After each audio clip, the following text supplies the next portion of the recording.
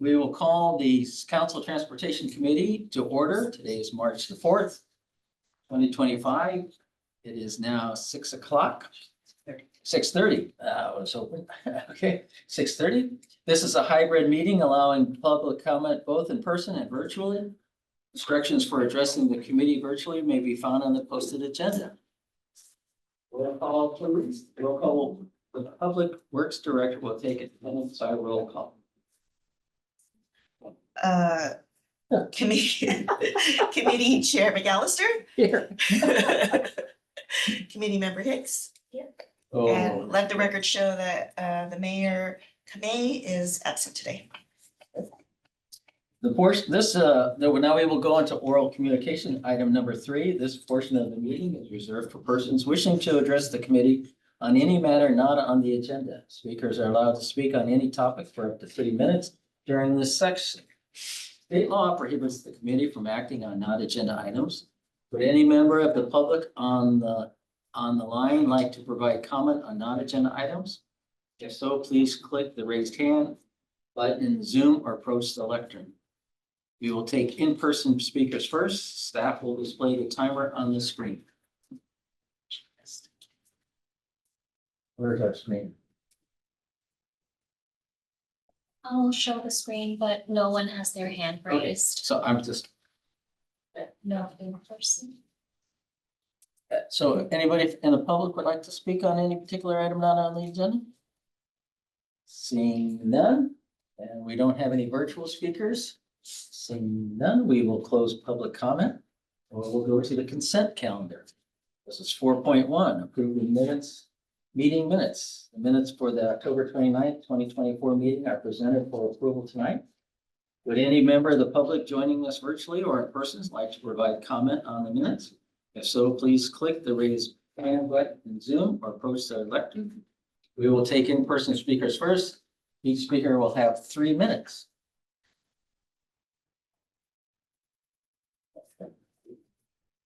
Anybody would like to comment on the minutes? Seeing none, we will close that out. We will now take virtual speakers.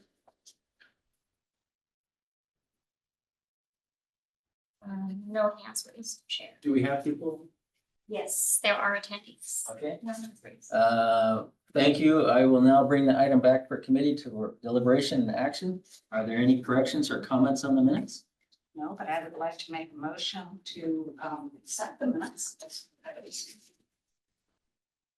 So I will second it, but I'm going to abstain because I didn't really see any of these minutes. So I don't know, do we need 2 votes for it? I think we do.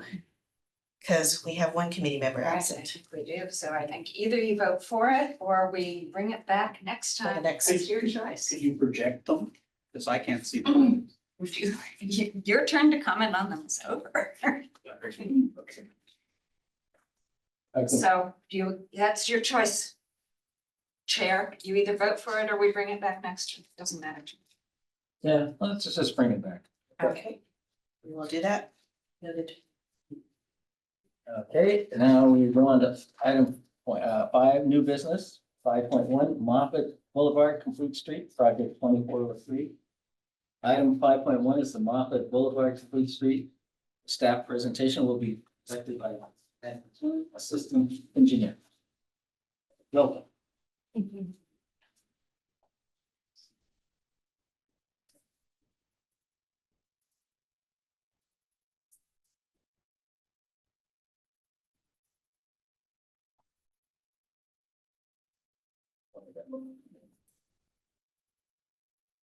Right.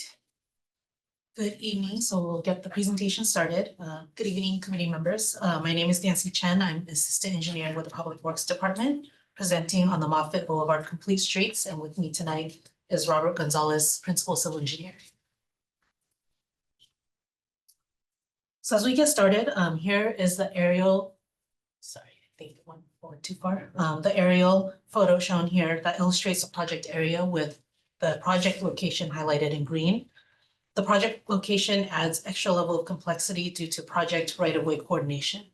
So here we see that we need Caltrans coordination throughout the corridor.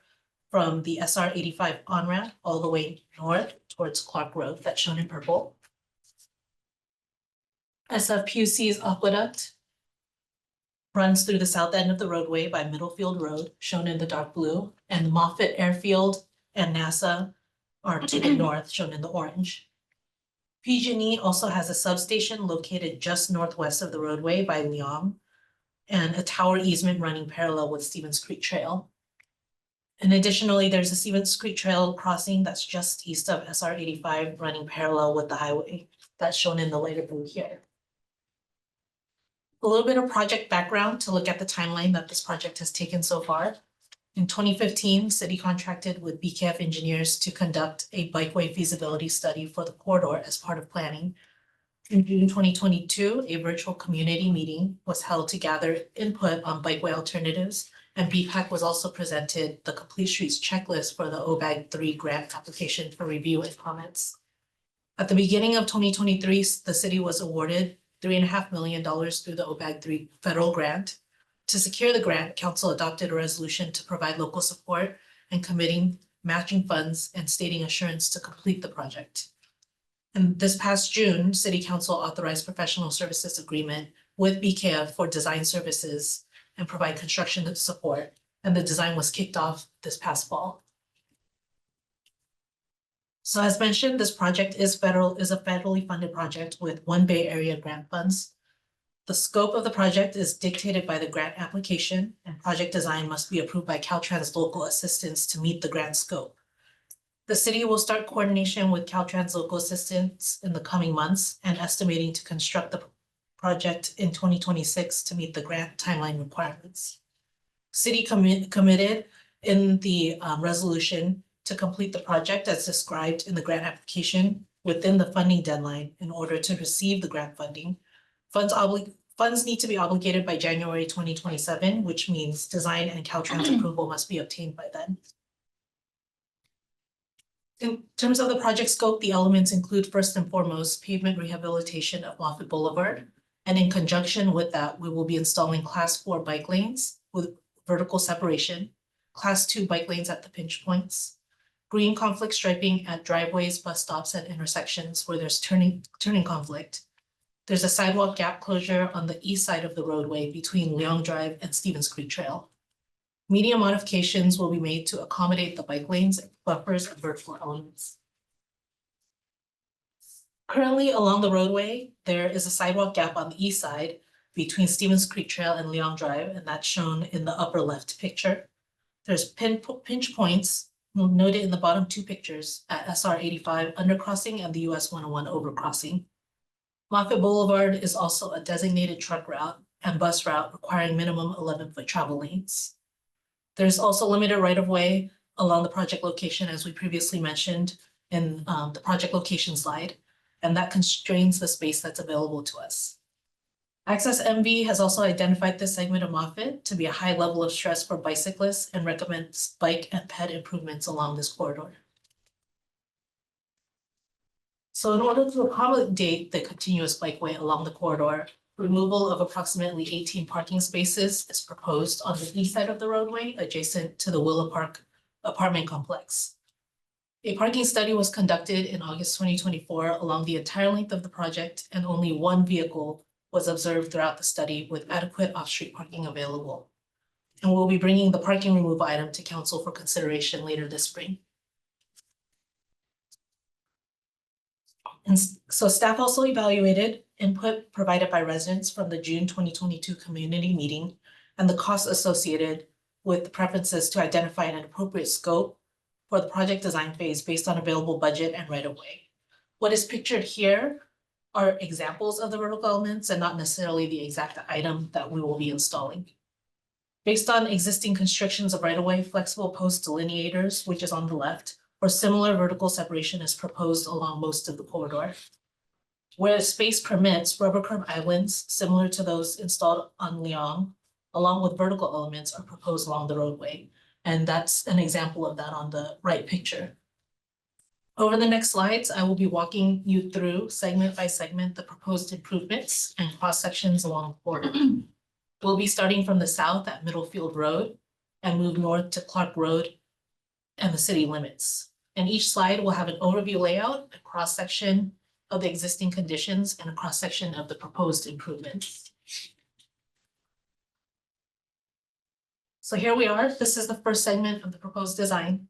Please note that the cross-sections are not showing vertical elements, but vertical delineators or similar are proposed throughout the buffers, except where turning movements conflict. And travel lanes are maintained at a minimum of 11 feet throughout, but there is proposed lane width narrowing in order to accommodate the bikeways. So is the top one the current and the bottom one's the proposed? Yes, so the top is the overview, and then there's the current, existing, and then the proposed. And that will be the structure for every slide. So here in segment A, we're at Middlefield Road on your left and heads towards SR 85 to your right.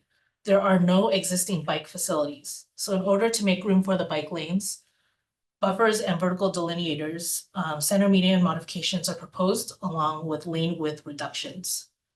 Green conflict striping will be added where driveways, will be added where driveways and bus stops are conflicting. The intersection of Middlefield Road will be completed in the Middlefield Road Complete Streets project, and that design will be coordinated as the project progresses. In segment B, we approach the SR 85 undercrossing, which is a pinch point. There is adequate space for bike lanes, buffers, and delineators in the existing shoulder in the southbound direction. However, in the northbound direction, median modifications are proposed, which will need Caltrans approval in order to accommodate the bike facilities. A small segment of rubber curb separation is proposed in pink, where there's adequate width to provide extra separation between the vehicles and bicyclists. In our next segment, segment C from SR 85 undercrossing to Leong Drive, the sidewalk gap closure is shown in blue, connecting Leong Drive to Stevens Creek Trail. Vertically separated buffered bike lanes will be added to the existing shoulder in the southbound direction. In the northbound direction, the existing buffered bike lanes will add new vertical flexible post delineators are similar and conflict striping as traffic approaches Leong Drive.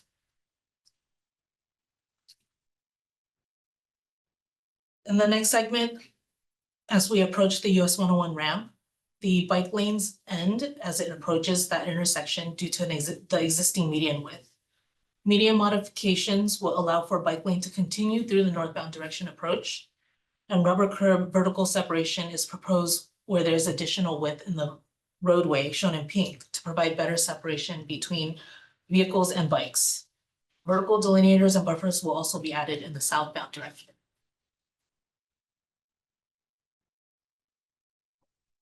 In segment E, we cross over US 101 at the pinch point. The vehicle travel lanes will be narrowed to accommodate 6-foot bike lanes on the Caltrans overpass bridge. However, due to the limited width, the roadway will not be able to accommodate buffers or vertical elements.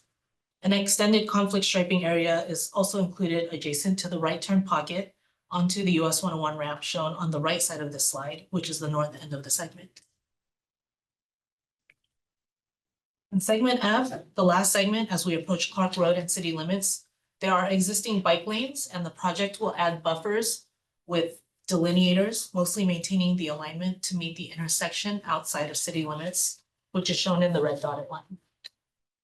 And now I will be handing it off to Principal Civil Engineer Gonzalez, and he will go over the February 26th BPAC meeting and their feedback and their next steps. As Assistant Engineer Chen noted, we went to BPAC on February 26th. We provided them with this information. The $3.5 million grant, we went through this before, but I just want to make sure we're emphasizing this was a competitive grant. We presented the best scope we thought was deliverable under very specific grant conditions. So we knew what the allotment was for the local agencies. We wanted to be competitive, so we developed that scope with that in mind. We also shared with BPAC the overview of the scope, and we went over the next steps. The scope does include the pavement in this project, as well as the Class 4 bike improvements and the pedestrian improvements. So the next step would be tonight with the CTC, and then we'd like to move forward to final design. This project we see as really the first step in delivering these really important corridor improvements. I won't read the whole slide, but we gave this, we presented this to BPAC, and they deliberated and they came back with 2 motions for consideration. Motion 1 was for BPAC to request that the city evaluate a potential road diet for this segment. And then motion 2 was for BPAC to recommend specific design elements without substantial cost increases. So at a portion of the top one also mentions specifically noting that BPAC does not wish to substantially delay the project or endanger the grant funding. So they wanted to make sure that they were clear about that. Some of the recommended improvements that they are identifying, moving right turn lanes to the left of the bike lane in certain locations, adding an additional curb cut from the Stevens Creek Trail northbound onto Moffett Boulevard northbound, evaluating new crosswalk southbound of State Route 85 on-ramp, narrowing the left turn lanes consistent with NACDO, adding crossing improvements, including ADA compliant curb cuts, advanced stop bars, and improved lighting specifically under SR 85.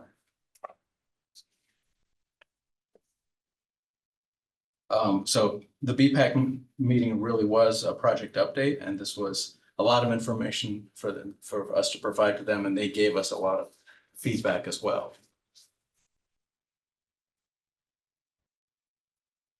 So the initial staff evaluation. Staff has done this evaluation. There are some items that we can include without substantially impacting the scope, the budget, and the grant funding. So specifically elements such as adjusting the bike lane configuration at right turns to eliminate conflicts, adding curb cuts at Stevens Creek Trail northbound from Stevens Creek onto northbound Moffett, and including advanced stop bars and ADA curb ramps. However, changing the project, including other scope elements, has been evaluated by staff, and we see these as a much substantially higher risk. Risk to the schedule, risk to the budget, and very importantly, risk to the grant funding. So the climate for federal grants has changed substantially since we applied for the grant, since we were granted the grant just over the past few months. The project scope changes will initiate a new review of grant applications. So Caltrans is the administrator at the state level. Locally, the Metropolitan Transportation Commission is our liaison.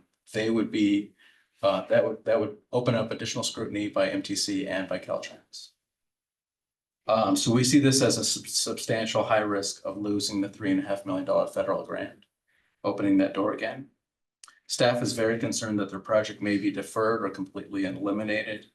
And the project scope I mentioned before does include pavement. So the pavement condition will continue to degrade. The longer it takes, the more it will slip into that further degradation phase. So based on this information we're sharing with you now, we want to move the project forward into final design and deliver the project.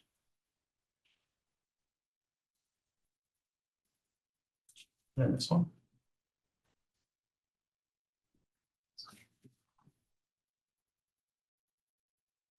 Thought there was a staff recommendation. Yeah, it Okay. There we go. All right, so we review the design concept for Moffett Boulevard Complete Streets, and we would recommend that you direct staff to advance the project into final design.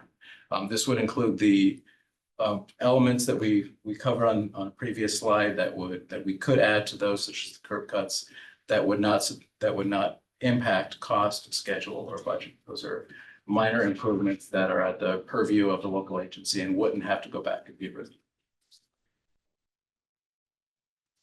So in terms of next steps, we can proceed with final design.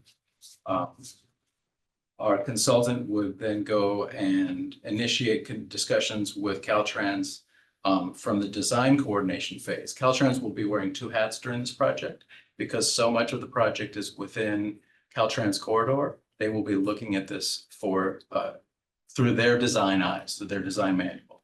In addition to that, the next phase will begin the environmental clearance project, the grant funding requirements. That also requires Caltrans coordination, so we'll be beginning that process after this. We anticipate completing final design by the end of 2025. The second to last box there, Caltrans grant review process. That is a hard stop on design. That puts the project into Caltrans hands for their review. So that is a technical review as well as an administrative review to make sure that we are meeting our grant requirements. Way back at the beginning of the slide, there was a commitment slide about what the local agencies, the city was committing to in terms of agreeing to this grant. Those elements there are checked off the boxes at that phase when Caltrans is going through the grant review. And then we would hope to start construction in 2026, which is consistent with the grant timeline. So I'll move to questions. Well, thank you. Committee. Do you have any questions, committee? First. Yes, I do. Go for it. So you said, Mr. Gonzalez, you said at some point that this is the first step. What is the second step? So the second step is to be determined. Really, we've got some internal processes such as the active transportation plan that are really designed for community feedback and elements of what is practical and feasible for this location. So this was the first step. It was scoped based out of the 2015 study and by community feedback and by BPAC feedback. And those next steps would be an evaluation of multiple projects. The ATP is a citywide evaluation. And so that would be essentially beginning with like a needs assessment, evaluation of what's feasible. So that's its own kind of process. And the next step would come out of that process. So I'll tell you, I'm asking because I've gotten a lot of community feedback on this particular item. And so I'm wondering how much we can do on this one and how much we might be able to do in the future. It sounds like you're saying we may be able to do some things in the future. Well, the best part, the ATPs dictate priorities and scope for these future projects. So like in 2015, there was a study for the roadway. And out of that study came multiple projects, probably identified projects that were higher in priority and lower in priority. So that dictated to staff where we should be implementing our resources that helps create the projects in the CIP. So this would be the same process from the ATP, is all of those projects would be evaluated. All of those projects would be presented to the community and to BPAC and to this body.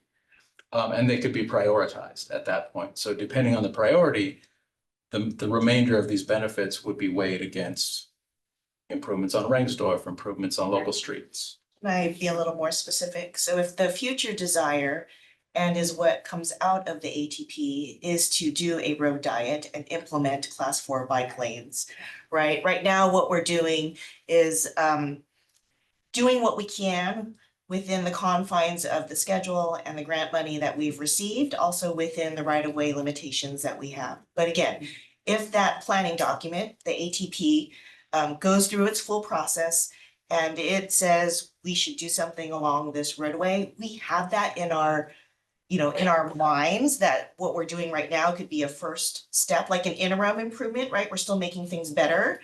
And eventually we'll get to whatever shakes out of the ATP. So some more questions. Have you been doing, I'm gonna ask this question and then add a caveat. Have you been doing traffic counts on this road? And my caveat is traffic seems to be in a lot of flux in terms of certainly during COVID, there was likely much less. And then we've also, we're changing when and whether you can cross the train tracks, which impacts Moffett. So some of the changes are long-term, some, I don't know how much, the work from home or work partially from home, return to office or new construction in that, in the area that this road leads to. In some ways, traffic counts count this year, it might be different next year, but have you been doing traffic counts? So the project was scoped in the 2021, 2022 timeframe. So at the time, we were basing the elements and the improvements based on traffic at that time. So it was same thing. It was in flux at that point as well. I'm not aware of traffic counts going on right now, but that would be different. Like, that wouldn't necessarily change the scope at this point. The scope was defined back when we applied for the grant. And will this be somewhat consistent with, in terms of the bike lane and sidewalk, with what we're doing on Moffett, on the other side of Middlefield, between Middlefield and the train tracks? What's the different, how similar will it be? I know that people in the living within the Moffett Precise Plan area and working and so forth, interested in that area, really want it to be very cater very much to active transportation and making that comfortable and so forth, making it a, you know, a pleasant place to bike and walk. How different will this be from that portion of Moffett? So staff is working very closely with the planning department and with the staff involved in the Moffett Precise Plan. We were involved in the kickoff. We provided them all of the information that we've seen today in terms of what the scope is. This project will be considered part of their existing conditions as they develop that. I see Assistant Public Works Director Arango. Yeah. Hi, Ed Arango, Assistant Public Works Director. Thank you for the question. As Principal Engineer Gonzalez mentioned, we are coordinating with the Community Development Department on the Moffett Boulevard Precise Plan. As that is just initiating, we don't know what the Moffett Boulevard corridor is going to look like between Central Expressway and Middlefield. As we're developing that, we'll have more information later, as we'll share with council, and community development will share with council proposed street configurations and what the corridor elements may look like. But again, this is something that is a first step to improving this component of Moffett. And we can come back at a later date, again, based on what the ATP says and what council priorities are. We're coming to you at the end of this month to start talking about the CIP. There's going to be a lot of balancing between projects and identifying priorities because there is a lack of funding and unrestricted funds, as well as there's not enough funding to maintain our existing PCI throughout the city. So we're really trying to balance many things here. And this is an effort to really do pavement maintenance, improve the bike lanes, and then we can come back once we have more information regarding the Moffett Precise Plan, what that looks like and how this can integrate with that. So there may be a striking difference in the beginning. There may be, yes. Again, it's too hard to determine now what the Moffett corridor is going to look like between Central Expressway and Middlefield. But once we have that information, then we can kind of next step is, okay, how do we integrate the two segments? And then tell me, when you measure the PCI, to me, the bike lanes, what we call bike lanes, used to be parking spaces and gutters for the street. So often, to me, I don't know a lot about measuring the PCI, but the pavement looks much worse in the bike lane than often, not always, sometimes there's potholes in the car lanes. But often it looks much worse in the bike lanes. Are there different measures or do you pave it differently if you've decided to make a bike lane? Like often there's a seam in the gutter that's hard to bike on. Do you close that seam? How does the paving work on So bike in- lanes and car lanes? Starting with the evaluation is done manually by somebody who is trained to do this. So recognizing that closest to the curb is often the bike lane or often a parking lane. They are trained to treat that as part of the pavement section. So their job is to find a representative location within the paving section and essentially measure out every defect in that location. So if it's the street segment is from the 100 block to 200 block of Castro, they pick a representative sample within that area and they measure out every single defect, whether that's alligator cracking or road-based deformations, whatnot. And then they score that from 100 to 0. So whatever that amount is, that represents that segment from 100 to 200 block, and they do that for every single segment of the city. They do not, unless we actively or communicated with, they will not distinguish between closest to the curb or furthest from the curb. They're just looking for a representative location. So it could be that other areas of that segment are much worse. Some of those areas could be much better. That's kind of how the evaluation works. And from there, it's our job as engineers to go out and verify that and select segments for improvements, and then prioritize those segments. So a section like this, we could identify Moffett as, let's say, the highest third in terms of priorities. And then we would be working with transportation and our other groups to identify other things that we could deliver along with that. And that's really how we came up with the grant application in the first place, was we saw that it was a good opportunity to deliver pavement improvements as well as transportation improvements. She had a question about seams. Do you want to get into that? Or I can address that? Sure. Yeah, so you had a question about seams and paving unraveling basically at the seams, right? So generally what happens at the beginning of a project is there's a kickoff meeting, pre-construction meeting between staff and the contractor. And the contractor will lay out a plan for how they propose to do, I'll call them passes of asphalt along a roadway. And generally what they try to do is they try to make it such that the seams where they're abutting a couple of different passes together fall along a lane, a striping line, right? And so that's generally not within the wheel path of a car. The wheel path area of a car is generally where you'll start seeing the pavement start to unravel and deteriorate just because of the wear and tear it's getting under the wheels of a car. By keeping it under a striping line, it's kind of hidden and it's sort of out of the way of generally where cars are traveling. And what about where bikes are traveling? Generally, what they try to do is a one pass between the gutter and the first travel lane, inclusive of the bike lane. And so this is let me see if I read it right. It's at 35% design phase, is that where we're at? Okay, so, yeah, I'm trying to get a sense of how much you could change at 35%. Let's see. And has there been any talk of reducing the speed limit? Not at this point. That would be a discussion that we would be having with traffic after the improvements are delivered. So one of the slides, several of the slides showed lane narrowing. So that's an example of something that could be adjusted at this section of design, but narrowing the lanes naturally reduces overall speeds. And then you can go back and you can do a speed survey. Okay. And if you're narrowing lanes or making that sort of change, is it true that it doesn't add much expense because it's just paint that's being changed, or? In the absence of the pavement improvements? Yeah, if you're making a design change. Oh, in From, the you design know, drawings. Yes, that's correct. 11 feet to, more for whatever. Yes. More for one lane, less for another lane. It's just repainting, so it's not really.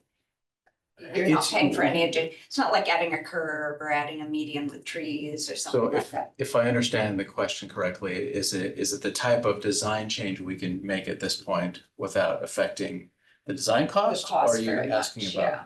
So that's exactly right. So for a good example of that would be the size of a buffer. If there was a 6-foot bike lane with a 5-foot buffer, a very natural comment back would be like, let's reduce the buffer and give the cyclist a little bit more room at the bike lane. Okay, those are my questions. Thank you. You got me thinking on some stuff here. Oh, Hi, Ed Arango again. I wanted just to add on to the responses you heard from staff regarding change of lanes. We talked about bike buffers, bike lanes, but also the travel lanes. Currently, the travel lanes are at least 12 feet, and in some sections are 14 feet. And you saw the cross sections from when it was from the presentation and in the memo. We're reducing down to 11 feet. We really find that 11 feet is the sweet spot. Once you get to 11 feet and below, It doesn't really accommodate the variety of traffic that we're expecting along the corridor, such as truck traffic, it could be large delivery trucks, it could be trash trucks, which are up to 12 feet wide when you include the side mirrors. And we want to be sure that we're accommodating those vehicles such that they're not infringing on the adjacent lane. So when we look at lane widths, we find that 11 feet really is a sweet spot for this. Thank you. Okay, good questions. So I am rather confused on all the timelines that I heard. So you got a grant. And there's a deadline to get that used. Okay, is that grant just for completion or just getting to a certain stage? What stage do you need to get completed for a timeline on that one? Yeah, thank you for that clarifying question. For the OBEG 3 grants, the city competed for it and won for the construction phase. So other cities will compete and get grants for the design phase. We didn't do that. So the design phase is locally funded. So we have the time we need to deliver the design phase. However, when you get the construction grant, that puts you in a kind of a clock to get started on the construction phase. So there's a clock that begins where the grant funding becomes available for obligation. And that's in 2026. Okay, so that's independent of the design. If we don't do anything, the clock starts on 26. Right. To do setup. Okay. Then you mentioned something about, that's 3.5. Is there a cost just to get us to the construction phase? Yes, we are actively in design. So we're under contract with BKF engineers. Okay, and are you within budget? Yes. And was this, so I also heard that 2015. So this project was first brought up in 2015. And now we're 10 years later. Did you miss something? Yeah. I heard you say 2015. That's why I was just curious. That's correct.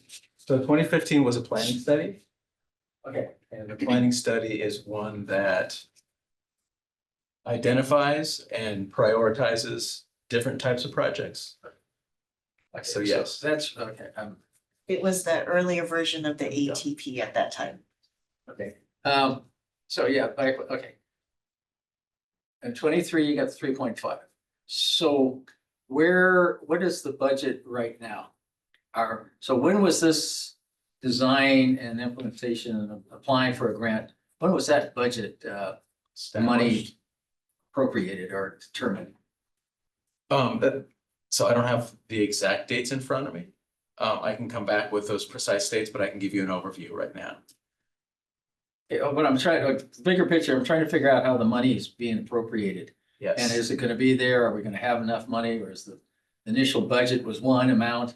And then now it's this, and that goes back to what you were saying earlier about the ATP plan, and I'm just trying to figure out overall, and this is all, so I apologize. No, that's okay. We're not totally getting all these pieces, and then, so one thing I'm always concerned about is we get a budget in 2020, the time to do it, now we gotta start reshuffling the money again, reappropriating money just to get to this point, to get to 26. And then we're not even sure that this project will meet the level of prioritization with the ATP plan. Is that, okay, so help me, give me a little background on the ATP plan that is going to determine the trajectory of this program. But we don't have an ATP program yet, so how can we determine the trajectory? Stop me if this. Let me start Help me, with. somebody just long, if you get. Let me start with an overview with how we identify and identify candidates for good grants. And how we program those in the CIP. So the CIP is built out of strategic plans, out of council priorities, out of regulatory priorities. It all goes in there. It's all prioritized every 2 years. When an OBEG grant opportunity shows up, we could be anywhere in that process. So our first thing to do is to look through the CIP for good projects that are already funded and identified as in the CIP as priorities. We did all of this work already to strategically develop a CIP every 2 years. So we take that as a first step. We look at the criteria for OBAG. We look at what is already funded, at least for design, in the CIP, and we identify good candidates that way. That way we know we're competitive with the grant requirements, and we also know that we have local funding matched already as we go into the project. We're not asking for council to identify funding at that beginning phase for design or for the matching funds for construction. So at that point, we've done kind of the homework. All of those projects that are good candidates already went through a feasibility study. So there's money in the CIP for what you're doing right now. There's money that was appropriated for the CIP for design, and there's money for at least Appropriated. correct. Does that mean it's available? Yes. Okay, because sometimes one word means that, yeah, it's there, but good, okay. So you got the budgeted. Oh, okay. Anybody could, I mean, so you got the 2015, I was mayor in 2015. And so I'm trying to think back of what was decided back in 2015 is still appropriate in 2020, 25. And when Allison mentioned the traffic count, just again, reserve question, I'm asking myself how they're gonna, do they really applicable? If you, okay, I'm going spinning it, I'll just If I can, go with it. if you wouldn't mind, just Sure. let me answer that. One of the pieces of your questions regarding the $3.5 million. The $3.5 million was the grant fund component. As part of the grant application, the city was required to come to the table with matching funds. We did. We came to the table with approximately $1.5 million of matching funds for a total project budget of approximately $5 million. Any cost escalations or additional scope elements or cost rise is borne by the city. The grant is for $3.5 million and not to exceed. Anything beyond that, the city needs to provide the matching grant. So we identified the $1.5 million. We appropriate that to the CIP, which means it's actually sitting in the CIP for this project, and we're spending a component of it for design, as Principal Gonzalez mentioned. So I hope that kind of gives you some more clarity there. Can I add some context Sure, as well? always add context, Is that all right? appreciate it. Yeah, so in 2015, the bikeway feasibility study that was produced, that said in 2015, this is how we in Mountain View want our bicycle network to look like, right? We have certain streets that are arterial streets, they don't have bike lanes, we want bike lanes on these streets, you know. This is how we anticipate a bicyclist to be able to get around town. That was our planning document, right? That sets the foundation for us to actually be able to go out and get grants. Or as we repave streets, we take opportunities and say, oh, look, we can do something easy here with some striping, right? That's our planning document. It is fully our intent to bring in this project within the available budget. So that means the local match that we have, as well as the grant monies that we have. So the consultant is aware of this number, right? Yes. They've been fully aware all along from concept, and they'll be aware, we'll make sure they're continue to be aware throughout design that this is our limit, and it's our intent. The nice thing about this particular project is you can see, you know, there's sort of layers upon how we do this, right? The first layer is repave and put down some striping. The second layer is put in some vertical elements. If there are abilities on the staff side, if it looks like there's some crazy escalation in paint or whatever, right, coming up, that we can make some adjustments to still deliver the intent of the project, which is majority class 4 bike lanes on the facility, class 2 at pinch points, but still deliver the intent of that project at the end of the day. And again, we don't want to meet, or we don't not, I said that wrong. We don't want to jeopardize free grant money that's coming into the city. And we don't want to delay this project until the ATP is done, because that project is not scheduled to be completed until early of 26. So that would set us a full year behind on design, and then we would be in jeopardy of loss of those free grant funds. So you answered one of my questions, because it sounded like you mentioned that this process was gonna have to wait for the ATP to prioritize it, you're saying we're gonna move ahead without having to worry about the AT. We are seeking your recommendation tonight to the council as a whole body to proceed with final design, creation of plan specs and estimates, with the intent to go out to construction bidding. If the ATP comes up with a different vision for what this corridor should look like, at least what we're implementing right now is sort of a first incremental step. We can come to that other vision sometime in the future. But we'll have bike lanes. It's a good thing. So in 2015, they identified certain aspects of this. How often has it been or updated the vision of anticipation of what this is going to be? Because I know when we were back in 2015 and so forth, we were looking at a bus lane going up Shoreline, which was then therefore eliminating the exit onto SR 85. So does this have anything to do, so with that, expecting more traffic to come this way if the bus lane is continued on? By the way, is it paused or is it the directional bus lane up Shoreline? It's a future unfunded phase. Correct. The center run fund phase, along with the closure of the SR 85, is unfunded at this point. So we'll deliver the other portions of the project. To go back to your original part of the first part of the question. So the project was scoped in 22. The study was done in 15 to identify the corridor as a priority. The scoping was done in 22 just as we were developing the grant application. Okay, so was it studied with the anticipation that if 85 exit was eliminated, that the traffic would increase on this street?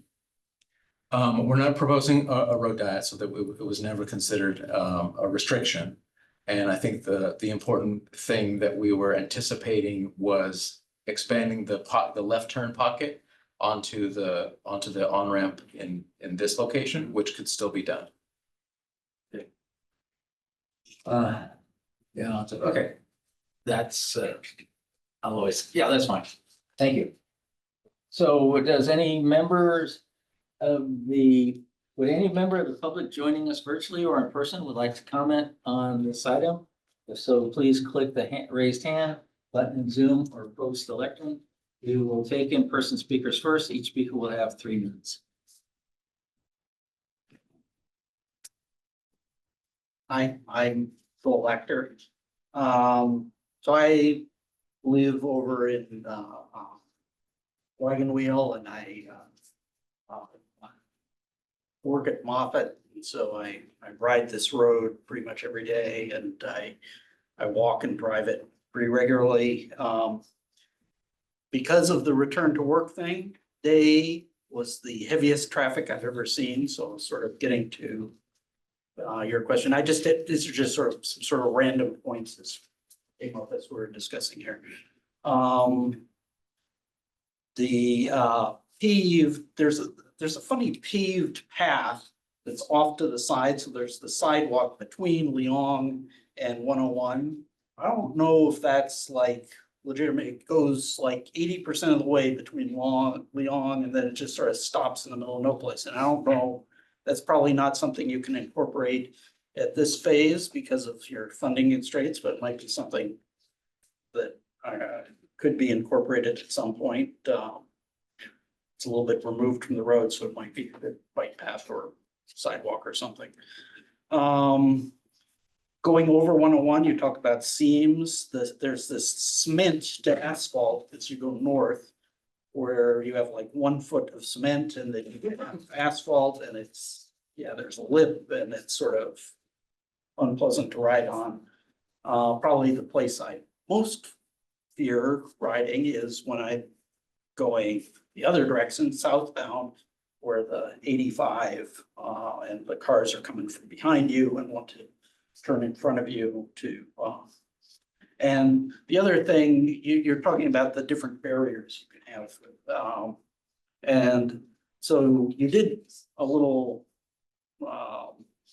reconstruction there on Leon. And they have those little plastic sticks up in here, I don't know what you call them. But those things are just always knocked over, which doesn't make me feel great because I'm just knocking them over. But yeah, so I don't know that that's a great kind of barrier there. So those are just thoughts that I had as you guys were discussing this. Thank you. Next, please. Hi, so my name's Daniel Hulse. I work at NASA Ames Research Center. I'm not here to represent them in any official way, but just as a person who uses this bike infrastructure regularly since about 2019. I'm really glad that this is actually getting looked at from a bike perspective, and I very much like the the protected elements, the amount of space that you're giving the cyclists and all of that. I think there's some really good intent there.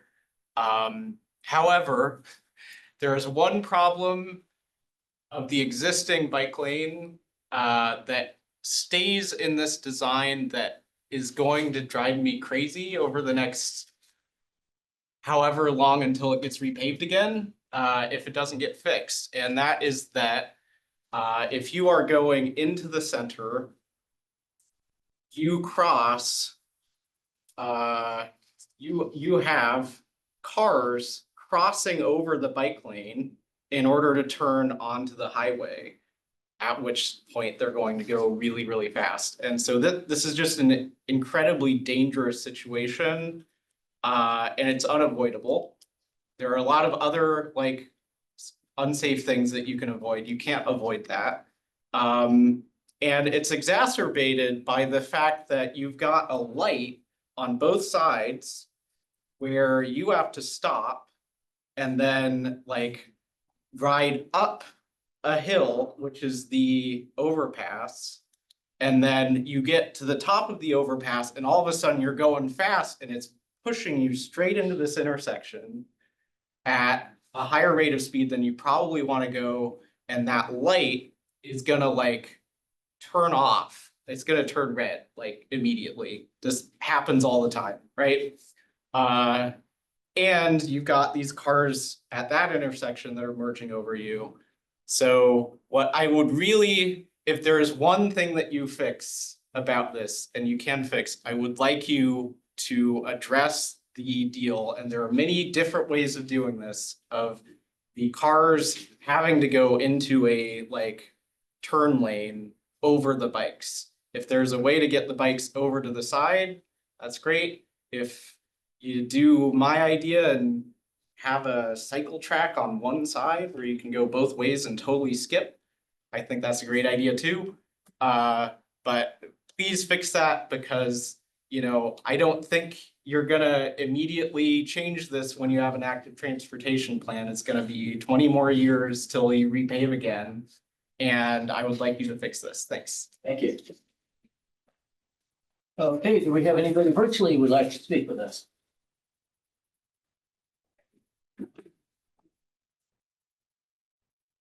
Yes. Bruce England.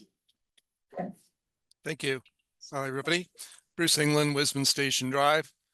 There's been a lot of discussion among community members about the nature of this project that I want to comment on. And I also want to say that at the BPAC meeting last week, even though the bulk of what they commented on wasn't in the staff report that you looked at, they really spent a lot of time considering the different elements that might be considered for this project, including drawing from public comment. So they did talk about doing a potential road diet in there. So that can be a reduction in the number of lanes. It can be the lane width, including 10 feet for the inner lane, not 11 feet. But what we see regularly in Mountain View, unfortunately, is still a focus on making life okay for vehicle drivers and less so for people who are walking and biking. And yet we're moving in a direction where we have an active transportation plan being developed. And we want to have a healthier community than we might have today. And the way to do that is to emphasize the active transportation elements. So it was disappointing to see the way that this project played out, where it really looks like the focus was primarily on making life better for vehicle drivers over active transportation. I will say, though, that it's great to see this project. It's just the request through BPAC to ask the questions about whether the funding or the grants would be compromised due to some changes, particular changes. It's reasonable for those questions to be asked. It doesn't mean that people are kind of putting the kibosh on the project. They're saying we should really have solid answers to these questions from those who are providing the grant money and other funding. That's it for me. Thank you. Thank you, Bruce. We appreciate your questions to us. Hopefully we got them answered for you. I will now, anyone else would like to speak virtually? Yes, Caleb Adams.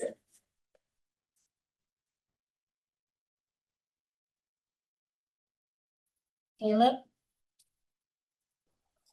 Hi, can you hear me? yes. Sorry, sometimes these things take a second for us to get audio. Yes, I've been working in Mountain View for about 4 years now, 5 years actually, lived in Mountain View for 4 years. And I bike into NASA every day from just around the downtown area, from the Caltrain station and the downtown area. And this path you've identified is the only way to obviously do that. No one's going to go 25 minutes out of their way to go to that gate, which, by the way, with the return to office orders, is the primary gate, the only gate to go through.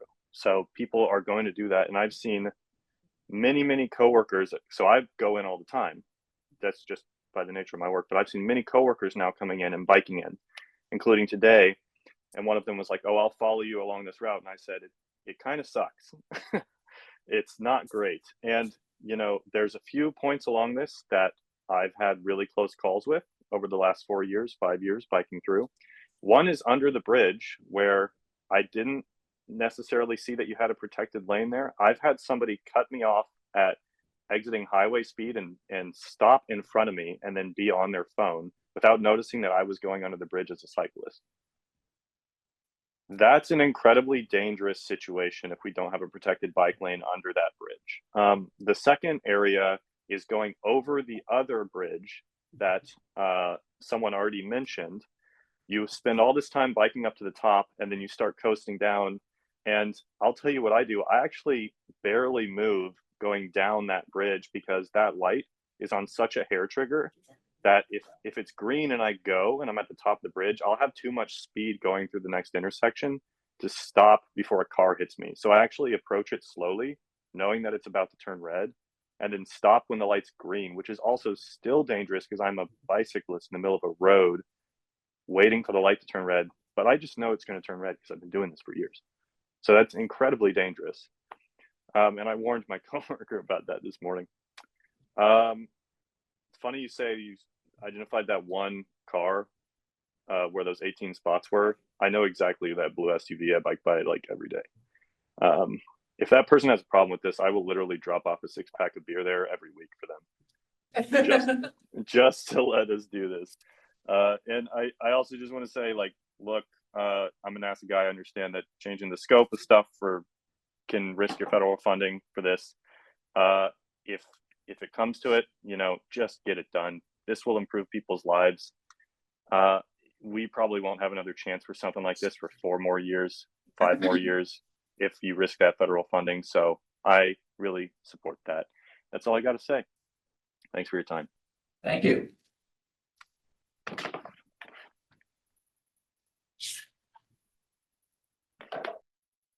April Webster.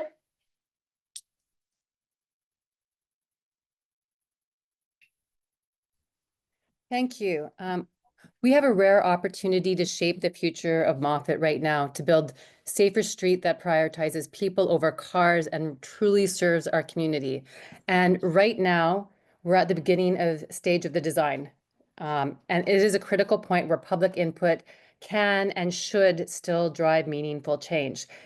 It is a key moment in a Complete Streets project when community feedback plays a vital role in shaping that final design. We do not need to wait for the ATP to be done. This is not an MTC requirement.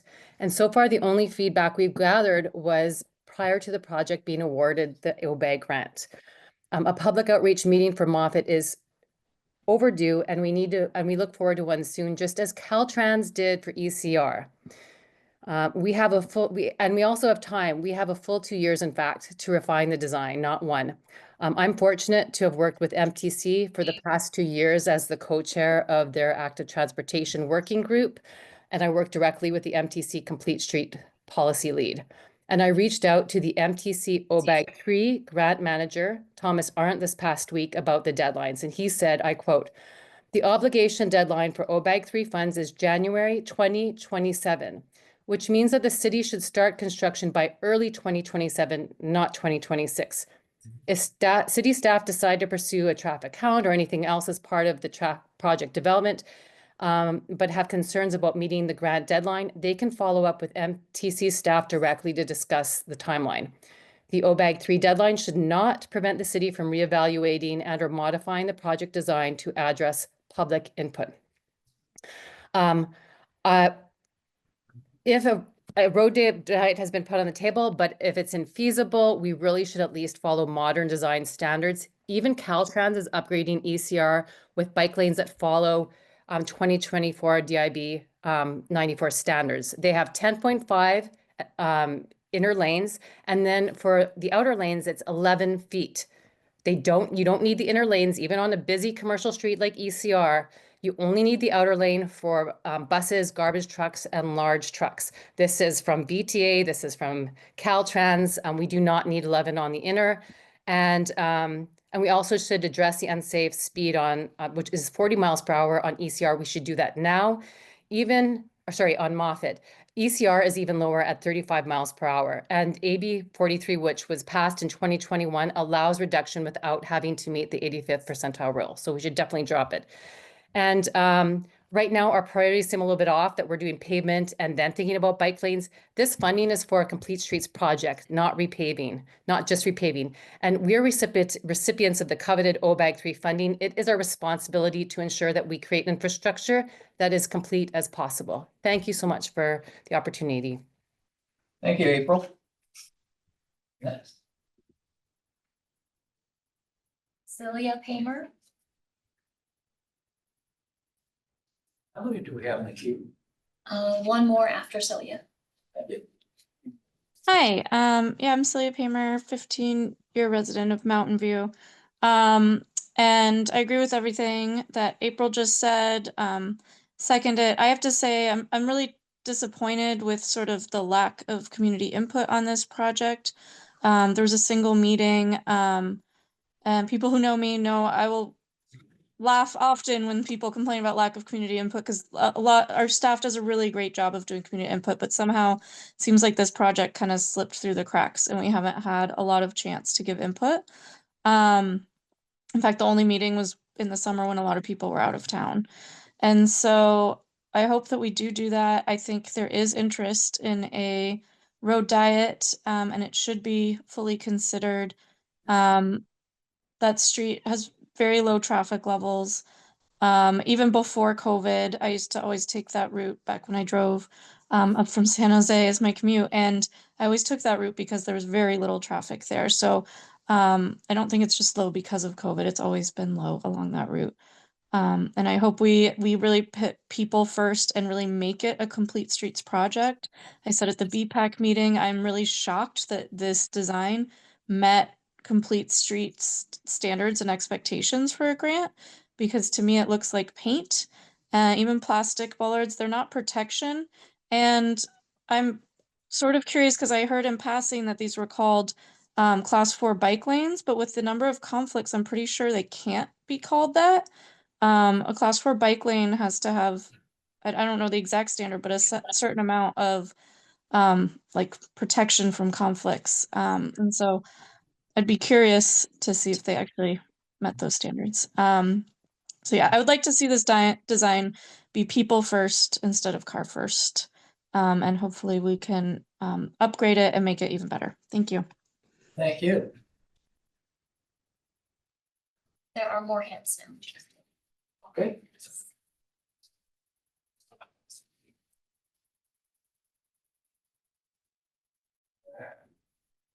Valerie Fenwick. Hi there, Valerie Fennick, over 20-year resident of Mountain View over in Rex Manor.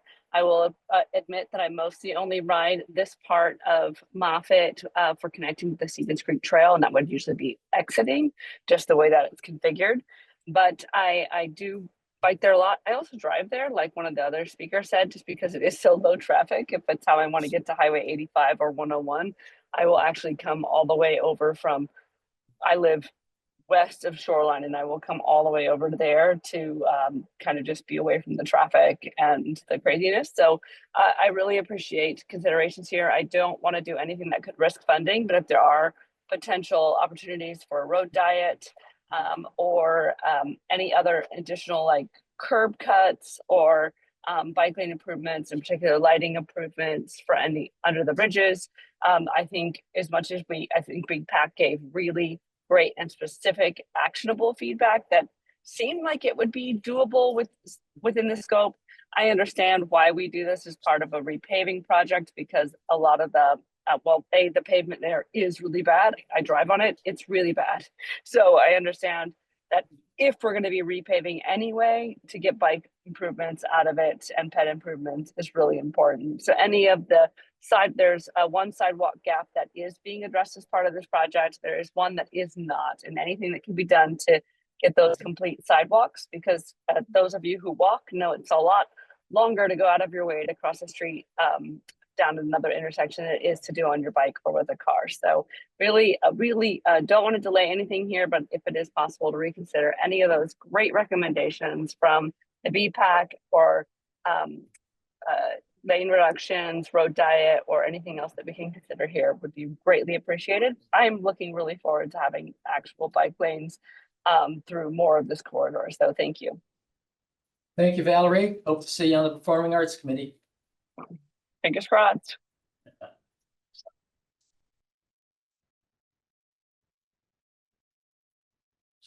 Mary Dadio. Good evening. I'm glad that this route's going to be improved and be made safer. I just want to echo, well, I want to repeat, I guess, a request that I made at the BPAC meeting. And I'm bringing it up not just for this project, possibly it's not going to fit within the budget or the timeline, but when it's possible, when it's impossible to have a buffer between the cars and the bikes, I'd like to see more consideration given to raised bike lanes, because raising the bike lane doesn't take any width away from the road, but it separates the cyclists from the cars. I think that's pretty important. So in the places where we have pinch points here, I guess I wonder if that's an opportunity. I also want to suggest, agree with what was said earlier about having the middle lanes not necessarily have to be 11 feet wide. That would give a little bit more space to the cyclists also. Thank you. And I'm making the comment about the raised lane, not just for this project, but I think we need to start thinking about future projects in the same way to see if that's an option. Thank you. Thank you, Mary.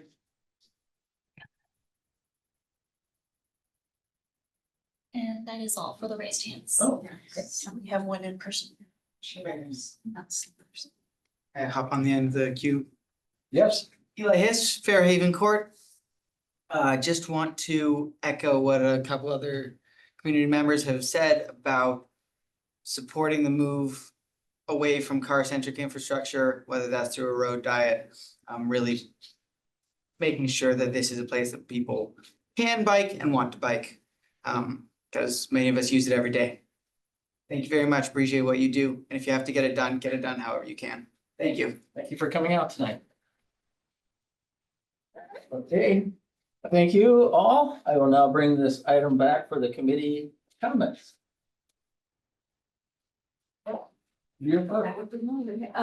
So with all this community input, I want to this moving forward, but I'm wondering, which things that we've heard from the community we could incorporate, much as BPAC made sort of a list of items. In particular, some of the things that I've heard, well, I'll start off by saying I would love to have raised bike lanes. I'm thinking that probably wouldn't fit into the budget, but I'm glad it was brought up, because I think, just as Ms. Dadio said, they are a good way of making people safer, feel more comfortable biking without needing a lot of horizontal room for that. Actually needing money for it, but I would like to have that as part of the language that we use and the thoughts that we have when we do these things. So I'm wondering, here's some of the things I'm wondering about, and I'm wondering if you can tell me which ones are possible and not possible in the short term. One would be making the inner lane 10.5 feet instead of 11 to give a little more room to the sidewalk or bikes, to particularly the bike lane, because they're bicycling next to fast traffic. So that's one question. Another is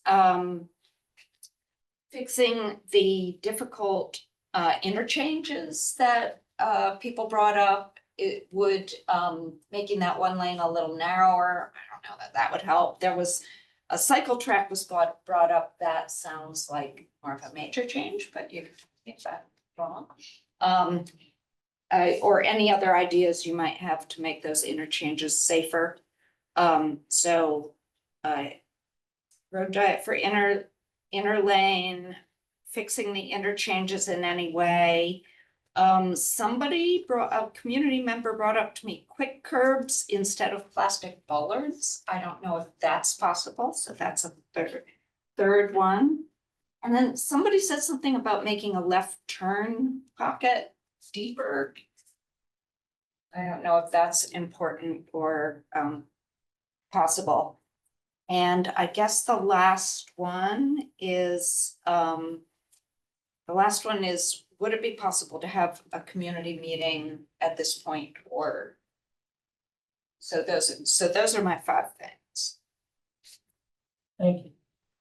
That I'd like to know, in response to what the community has brought up. Are you asking staff to get back to you or wait till we get to council? I'd like to know if any of those, like of the 5 things, if any of them are easy to do and could be added, kind of in the way BPAC made their list and then staff honed it down to a shorter list. Start. So we're happy to look at the inner lane widths. Unless I see some conflict with pinch points or medians or something like that, I think that's an easy one to add to give direction to our design staff. The quick curbs, the examples that we gave in the slides were typical examples like flexible posts, but there are a lot of variety of vertical elements that we can incorporate. We're delivering multiple different types of vertical elements on California. So we could easily look at other options for this one. So the community feedback was heard very clearly that the flexible posts, once they're knocked down, that there's no protection there. It's a visual element as much as a physical barrier. So we can make those more robust. Yeah. Some of these would require evaluation, which makes it much more challenging to incorporate into the budget. So for example, the 101 interchange, that's a Caltrans facility. We would need to work with them on any proposed changes there. One of the proposed changes was moving the bike lane to the other side of the right turn lane. That is also an uncomfortable position for cyclists to be in. Maybe this is something that needs to be taken back to our consultants and discuss further, discuss with transportation, discuss with traffic. So we get staff's involvement in some of that discussion.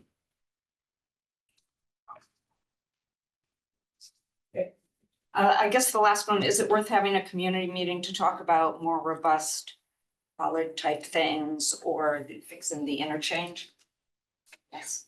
Ed Arango again. I was going through your list. You noted 5 items. I caught a 6th one in between there. I think you might have skipped over. I just want to clarify the cycle track issue you mentioned.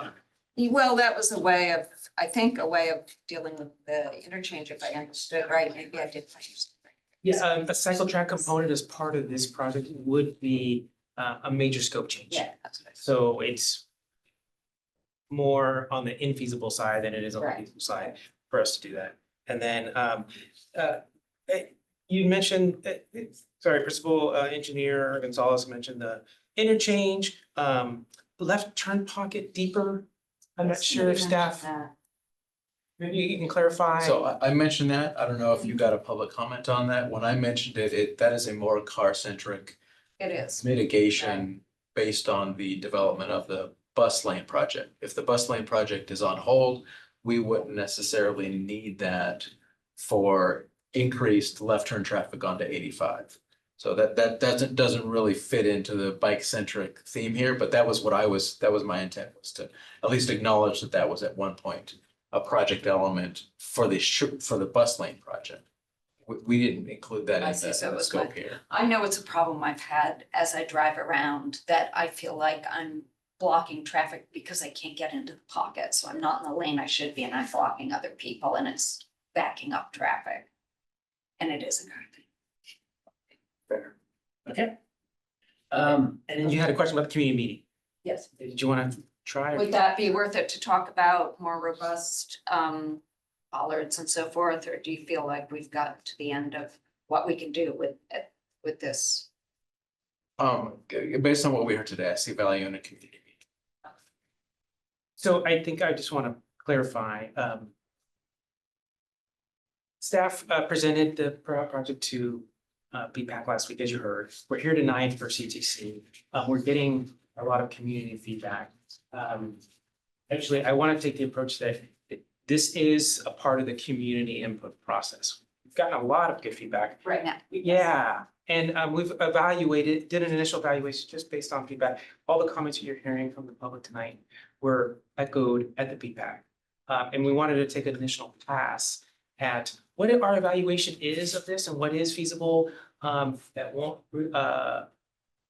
cause project delays, budget concerns, and then jeopardizing the grant funding. And so the 3 elements that we looked at, can you speak to those?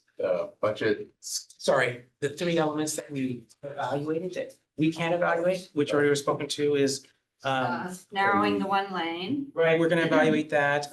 looking at more robust, Vertical elements. something more robust than the plastic, vertical elements.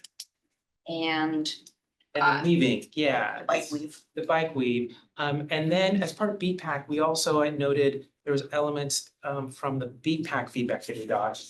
That spoke to, I'm going off memory here.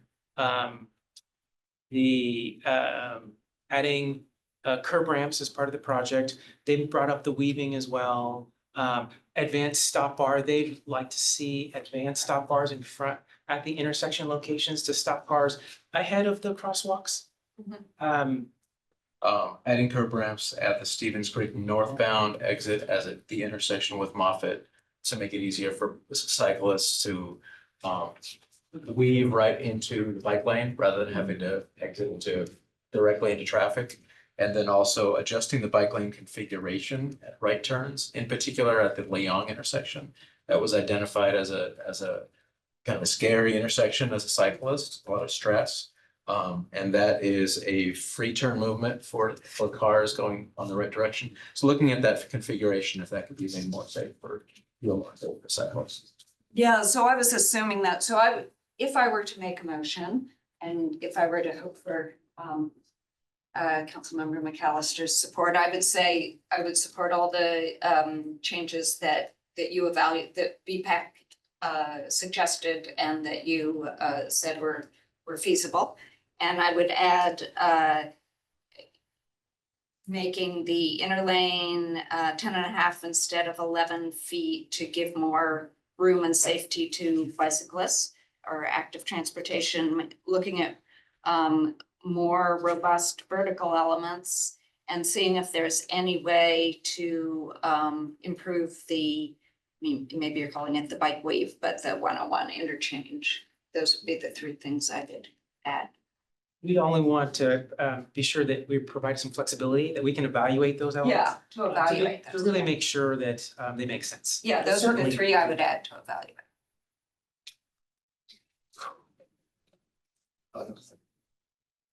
Okay. My comments are gonna be much less and much more confused. So I'm getting back on my horse here and trying to figure out everything, but I'm all in favor of moving this project forward.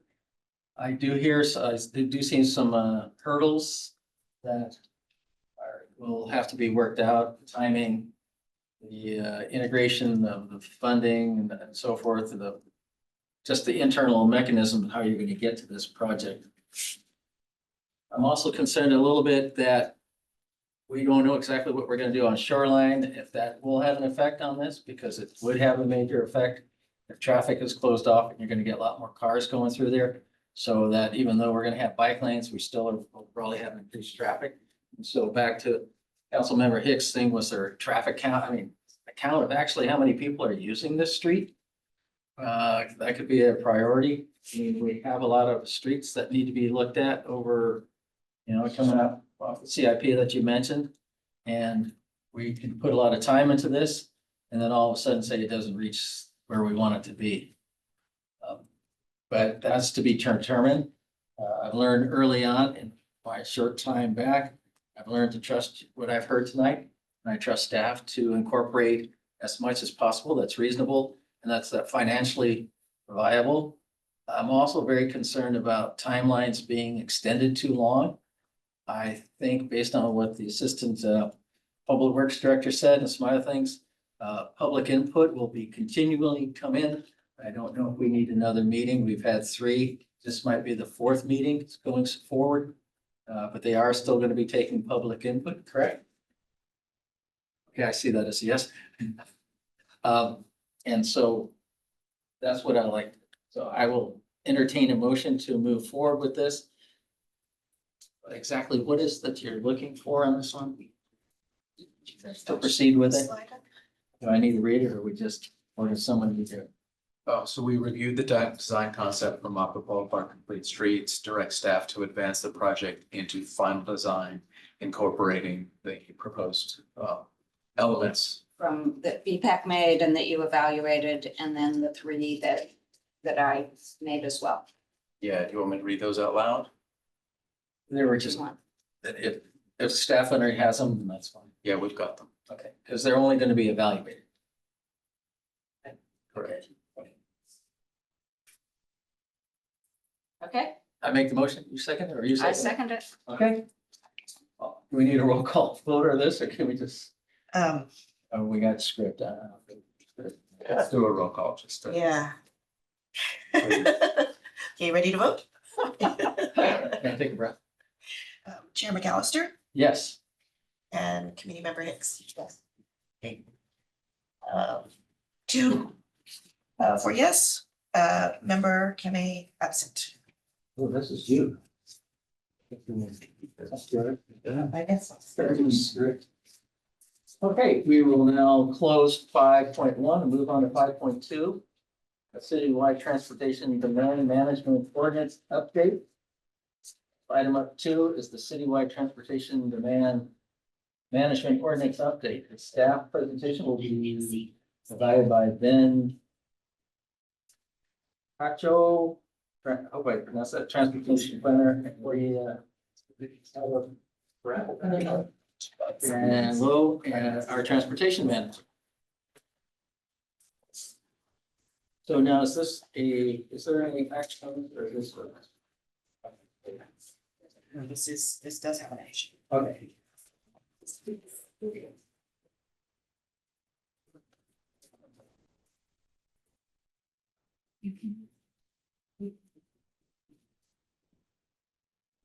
That's just a second to pull up the.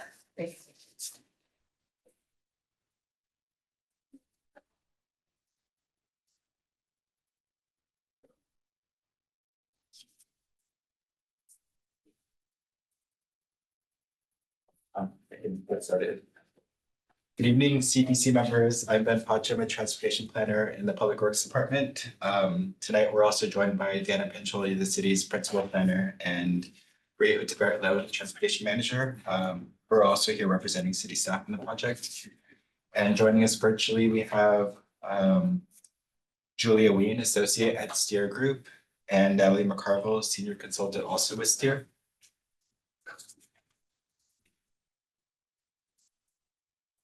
So staff is here tonight to update CTC members on its progress to develop a citywide TDM ordinance, which City Council identified as a strategic priority in fiscal years 2023 to 2025. For context, the basis for TDM in Mountain View was first established in the 2030 general plan that in turn gave rise to the specific TDM provisions that are required in the city's precise plans and sustainability action plans.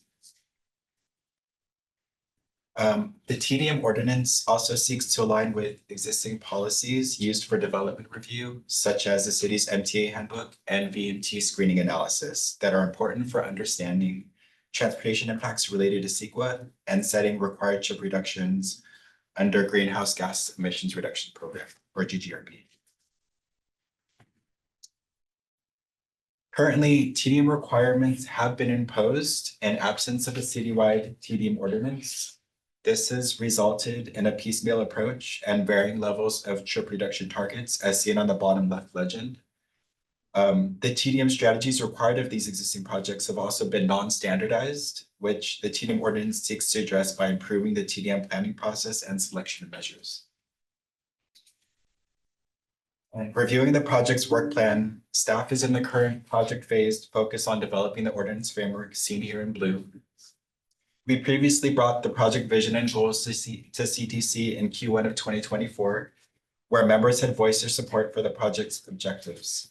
Particularly CTC members had voiced their support to focus on building in flexibility into the TDM strategies to reflect hybrid work and ensure TDM requirements stay with the development. Members were also interested in using metrics to count overall trips versus just peak hour trips as a way to address greenhouse gas emissions from transportation and reduce overall VMT. Next steps after tonight will include finalizing the framework elements in late spring, and staff will then begin work on drafting ordinance language for council adoption in Q4 of 2025. And to set the stage a bit, staff is bringing the following recommendation to CTC, which is for members to review and recommend the proposed framework for the Transportation Demand Management Ordinance to the City Council. As we'll soon discuss, the framework elements will include the average daily trip reduction targets, the TDM toolkit of strategies, and provisions for monitoring and enforcement.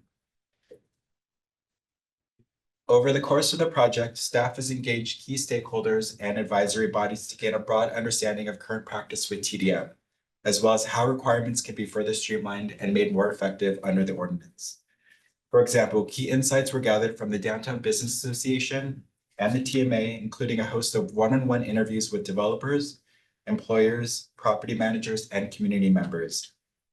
Also, at January's community workshop, staff heard from members of the public who voiced support for on-demand services like microtransit and potential cash incentives to increase active transportation, like bike commuting to workplaces in lieu of driving. Collectively, the input gathered thus far has been used to guide the direction of the project, including its vision and goals for the TDM framework. To remind everyone, staff presented the project vision to CTC in Q1 of 2024, where the TDM ordinance will seek to reduce single occupancy vehicle trips for new development and increase use of multimodal transportation alternatives that are sustainable, equitable, effective, and respond to changing demands. The goals of the project, as outlined at the bottom, were informed by existing conditions analysis and stakeholder input. Most notably, the project vision helped to guide development of the TDM framework. The various framework elements can be distilled into three key policy areas seen here, including applicability at the top, and this touches on who will be required to comply and what criteria used to screen projects subject to the ordinance. Secondly, requirements, as seen in the second row. This section concerns what key metrics projects will be subject to for compliance purposes, as well as how they will demonstrate their intent to comply by submitting a TDM plan. And thirdly, at the bottom, we have monitoring and enforcement. This addresses how staff and key stakeholders will effectively monitor the ongoing effectiveness of TDM performance, as well as consider enforcement mechanisms to support compliance. At a high level, the TDM framework seeks to operationalize TDM requirements across a project's lifespan. From the entitlement phase, when a project is sponsored by a developer, to the post-occupancy phase, when the city later certifies new buildings are ready for occupancy. Moving from left to right, initial projects will be analyzed based on trip generation assumptions and estimated net new average daily trips. This would be done using the city's VMT analysis, transportation impact studies, and multimodal analysis handbook. If proposed projects generate upwards of 200 average daily trips, they will be required to reduce vehicle trips by adopting a TDM plan. And following 1 year post-occupancy, property owners will be required to submit an annual TDM report that will attest to their compliance with ADT targets or face potential penalties assessed by the city. So starting at the very beginning, we'll first discuss project applicability. The TDM ordinance, once adopted, will apply to new projects seeking entitlements by discretionary approval by City Council. Projects will be reviewed on the basis of expected trip generation assumptions and potential to generate over 200 plus net new average daily trips. Such project review is consistent with the city's VMT policy and multimodal handbook. Additionally, on the right, the current regulatory environment is such that state and regional laws require employers with more than 50 employees to provide TDM resources, which typically include commuter benefits and parking cash out incentives. It's intended the citywide TDM ordinance will support these employers in meeting such state and regional TDM requirements. Additionally, it's important to note that all TDM requirements under the ordinance will fall to the landowner and run the land as may be triggered by a change of ownership or in case of sale. For those existing projects, landowners of properties that were entitled prior to adoption of the TDM ordinance may participate in the TDM program on a voluntary basis. And for question 2, this addresses what land use categories will be subject to the ordinance. This may include multifamily residential and non-residential projects anticipated to generate over 200 net new average daily trips or ADT. For typical non-residential projects seeking entitlements, this may include office, medical, retail, restaurants, industrial, and manufacturing. Furthermore, a mixed-use residential project may be exempted from the ordinance if its proposed retail space is less than 50,000 square feet. And this is to be consistent with the city's VMT screening process. Okay. Staff with project consultants have used standard trip generation rates to estimate average daily trip volumes based on various criteria.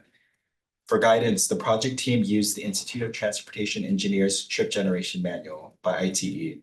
And this is the most commonly referenced and utilized practical guidance for predicting vehicle trip rates. For example, a small office project of 30,000 square feet will typically fall within 200 to 499 average daily trips. And for medium-sized projects, roughly for office of 45,000 square feet will typically fall within the 500 to 909 ADT range. And for large office projects of over 90,000 square feet, this would fall in the 1,000 plus ADT. And these trip generation assumptions by project size are consistent with the city's existing MTA handbook and VMT policy used for assessing transportation impacts. And question 4, what TDM performance metrics will apply? Average daily trips, or ADT, as a metric standardizes the city's approach to reduce single occupancy vehicle trips from new development. Furthermore, ADT is comprehensive in its methodology to gather vehicle trip data beyond peak times and reflect evolving travel patterns post-COVID. It also aligns with the city's SB 743 policy of reducing total VMT and associated greenhouse gas emissions. Projects will be required to implement TDM strategies that reduce ADT to the following levels. 30% reduction in ADT for small projects relative to ITE trip generation rates. 40% ADT reduction for medium-sized projects, and 50% ADT reduction for large projects. Such thresholds were informed by the city's existing precise plans, as well as case studies of similar TDM programs in San Francisco, San Mateo County, Redwood City, and San Jose. Prior to entitlement, prospective applicants will be required to submit a TDM plan for city review. Specifics of the TDM plan will then be included in the conditions of approval preceding adoption by council. In this proposed framework, TDM plans will be comprised of 3 types of strategies. Starting from the left, mandatory strategies will provide the supportive structure necessary to implement TDM. And this may involve submitting required annual reporting and providing the city contact details with the site's project manager. Whereas core strategies in the middle offer an array of flexible, proven trip reduction strategies that applicants may select from to develop the project's TDM plan. Some examples of core strategies are transportation subsidies and van pool incentives. And lastly, auxiliary measures there on the right, when paired with core strategies, are complementary and more effective at reducing trips. Some examples of auxiliary strategies are wayfinding improvements and transportation-related marketing events. And this chart gives a sense of the range of strategies across project sizes. And then as an important programming note, the attachment to this report includes a detailed list of TDM strategies and their estimated levels of trip reduction. And now moving into the monitoring elements of the framework, this slide illustrates the various reporting activities that projects will be responsible for, which are organized based on project size. As you'll note, the burden of monitoring activities is less for smaller projects, and this is meant to reflect feedback that staff has received, given that smaller projects typically have fewer resources to comply with ongoing monitoring requirements. And to support compliance efforts, staff has proposed pathways to enforcement on account of projects failing to either provide the required annual TDM reports or meeting the required ADT targets. Note, small projects will not be assessed a penalty for not achieving its 30% ADT reduction target. And this is meant to reflect the proportion of impact to size of penalty. And the proposed penalty structure does reflect existing practices, which have been imposed on projects already entitled. Furthermore, the penalties will apply based on project size and will be in proportion with the level of non-compliance with the ADT target. And an important note there on the bottom, staff is currently working on developing an alternative methodology to calculate a penalty based on the number of trips in excess of the ADT target. So staff will further develop this approach in coordination with stakeholders. And for next steps, following tonight's CTC meeting and input gathered, staff will present the recommended TDM framework in a council study session in June. And upon finalizing the TDM framework, staff will set about drafting ordinance language for council adoption, which is tentatively scheduled for end of 2025. So this ends my formal presentation and moves us into CTC consideration of staff's recommendation, which is to review and recommend the proposed framework to the city council. And we welcome members' feedback and input at this time. Thank you. Councilmember Hicks, any questions? I do have questions, and I have to apologize. I'll say, I think I was here I was on this committee. Was it the Sustainability Committee? Was this committee when went over it the first time? Right, we brought the draft vision and goals to CDC in early 2024. Okay, so it was this committee, not the Sustainability Committee. It seems like it applies to both. You know, I both love this concept and I'm also kind of confused by it. So I'm going to ask some background questions. I guess my big question is, do we find that these strategies, I mean, you say there are lists, I didn't look at the list of strategies and impact. Do they really have do they generally, you know, in the projects in Mountain View or ones you've benchmarked with in other cities, do they really have the 30, 40, and 50% impact? Yes, Really? they can, Wow. if they're implemented in a way that is thoughtful. I see.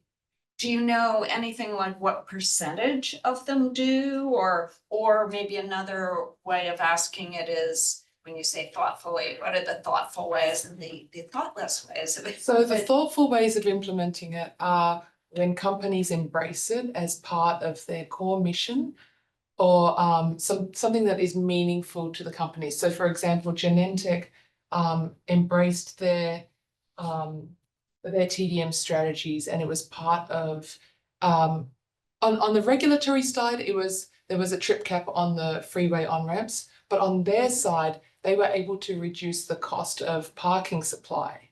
And so the company, you know, and also provide commuter benefits that they found to be meaningful to their employees. And so they. Can you tell me how that works? How do you reduce your parking supply? That's something you have to do when you're building the Yes. project. So not as they like moved midway forward and when were- you see you don't need it. Yeah, so as they move forward and were planning development for growth, Oh, I see, development for growth. they were That is able to midway. provide Okay. less parking because they demonstrated that they had reduced their I see. trip generation on, you know, per square foot or whatever. So yeah, and so having kind of that internal, and I think that Google Intuit, they provide very thoughtful TDM in Mountain View, Stanford, obviously, in Palo Alto. There's a lot of companies that have. So those are the two I always hear about, but I wonder about about other companies. I don't know. so I'm much. sure that there are other ones that. Right, I would say the test bed we could look at are the TMA members have been widely successful. That's who we've imposed team requirements on consistently since we've approved their entitlements. And so we have seen from the annual team reporting that they submit on an annual basis, the levels of effectiveness that they've been able to achieve, and the mode shift from getting people out of cars to using more sustainable modes of transportation. And in North Bayshore, where we have more stringent teaming requirements, it's been really successful. So Google, for example, they run a private commuter shuttle, and historically pre-COVID, about 35% of their employees would take the private shuttle system, and then a mix would take up incentives for active transportation for bike commuting, and then also use a number of incentives for van pool and carpool. So collectively, when they stack those measures, they do achieve a significant trip reduction and non-SOV mode share. And so this would be intended with the ordinance to kind of standardize a lot of these requirements for the trip reduction side of things for setting the targets, but also making wider knowledge available for the levels of effectiveness for these TDM strategies, because there are a number of them, and in coordination tend to complement others when they're implemented in a thoughtful and meaningful way. And another thing I can say is that in contrast to VTA that plans for the whole region, these companies know the exact origins and destinations of their commuters, of their affiliates. So whether that's their contract workers, their employees, their students, or whoever those affiliates are.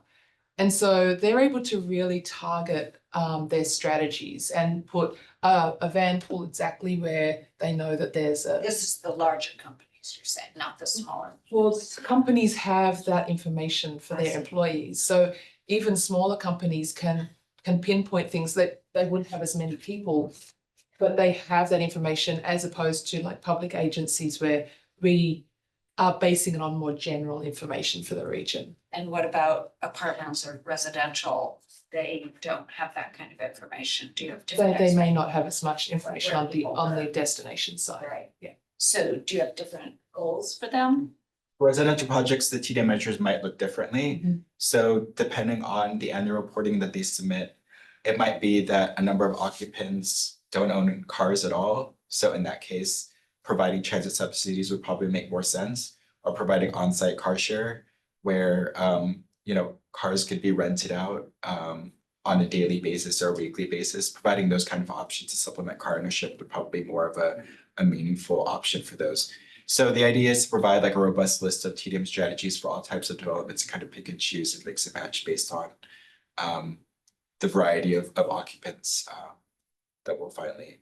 There are good examples of residential in Mountain View as well. So I'm thinking, for example, Madeira Apartments near the transit center. They have carpool on site. They have a range of different strategies. I'm not sure what they all are now. I knew them a few years ago, but they might have changed.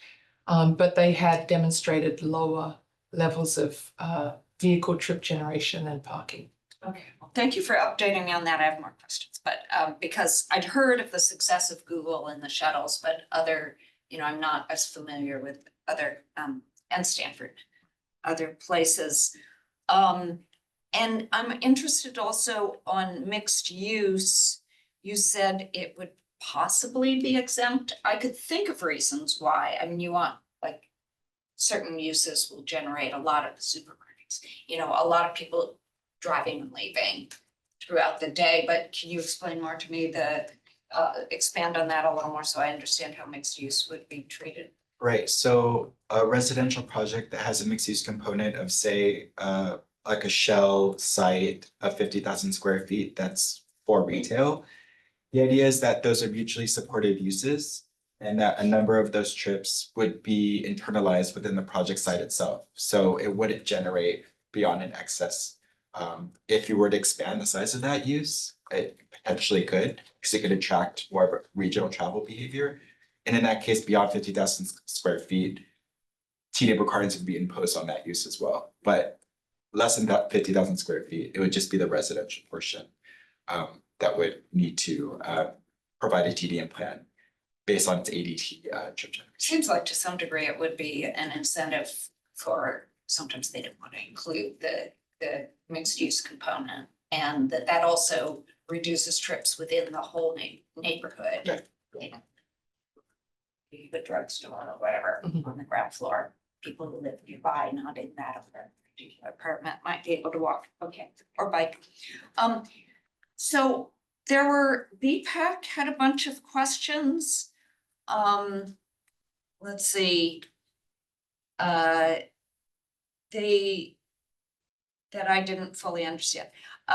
They requested the ordinance support and incorporate VTA efforts currently underway to establish an equitable VMT program, mitigation program for Santa Clara County. What is that?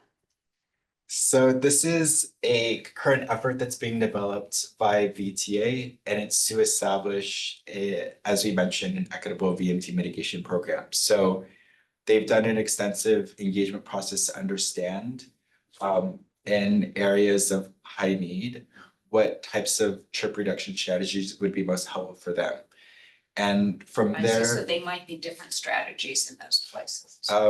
Right, and I think the ones that they were able to hone in on were VAMPO incentives, subsidies to purchase e-bikes, and transit improvements. Now, the option would be for enough of jurisdictions to opt in to participate, that developers in any of within Santa Clara County would be able to mitigate their VMT and opt into VTA's program and pay into either using a VMT bank or a VMT exchange. The specifics haven't been really fully fleshed out yet. It's still kind of in its conceptual phase. So I think the comment for BP was to opt into the system once it becomes once it goes online, essentially. As of right now, it hasn't been fully fledged yet, but we are participating in talks and negotiations, and we'll bring it to council once we're ready to have that study session and fully flesh out what those implications would be. As of right now. Okay, we don't have to include it in our motion. You're already doing it. Right. Okay. So that's fascinating. And they also said some members expressed interest in information on cost implications of implementing these strategies and a concern that they might burden new development. When they expressed that interest, what did you tell them? Oh, I can't remember what we told them, but what I would like to tell you is that I think it's important to think about where we're starting from. Because currently we routinely impose conditions of approval on development that include TDM requirements for sizable developments. But there's a bit of a lack of consistency, and our goal is to make it more consistent so that they can basically fill out a checklist rather than having to provide a full report. We expect that this will be less costly than our current practice. So I think that this is a cost reduction measure for developments moving forward, that it's more consistent, it's more simple. We hope that it can be just submitted online and not so individualized. The goal is to really reduce the transaction cost, because typically projects don't necessarily know where to begin with TDM. And most often the case is they have to hire outside consultants to develop a TDM plan.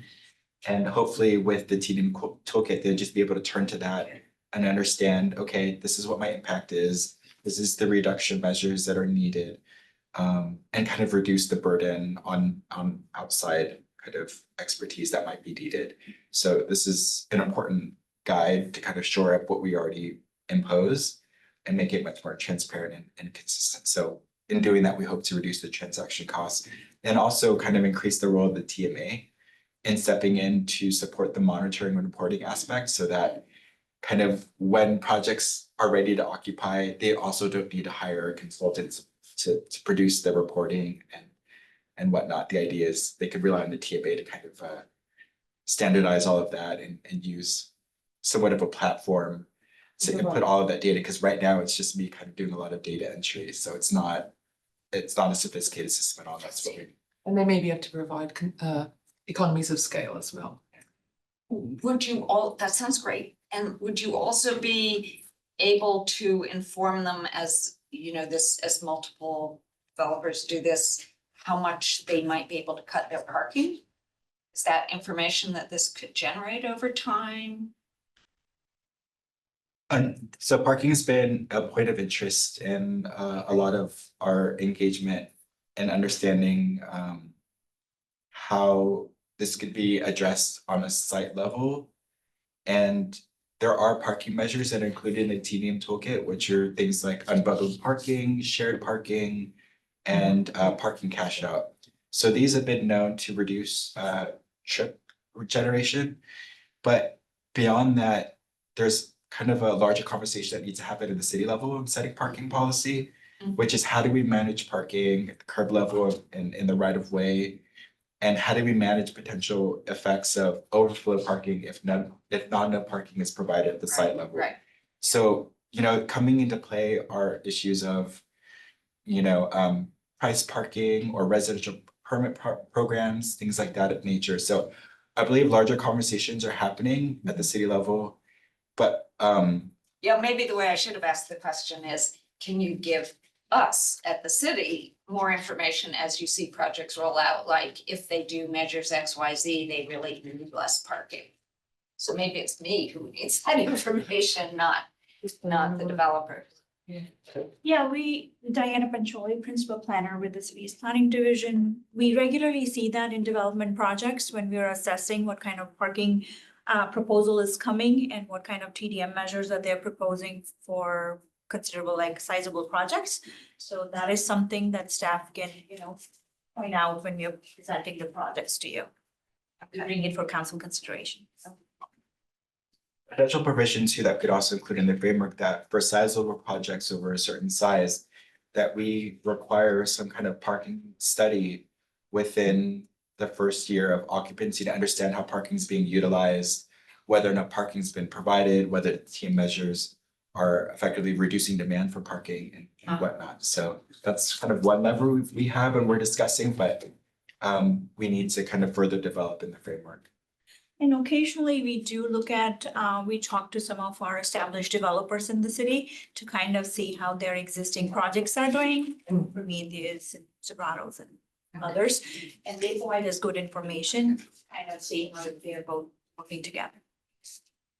Good. And do you see with the, so we've been contacted by Waymo and they're gonna start doing AV ride hailing, and of course we have Lyft and Uber already.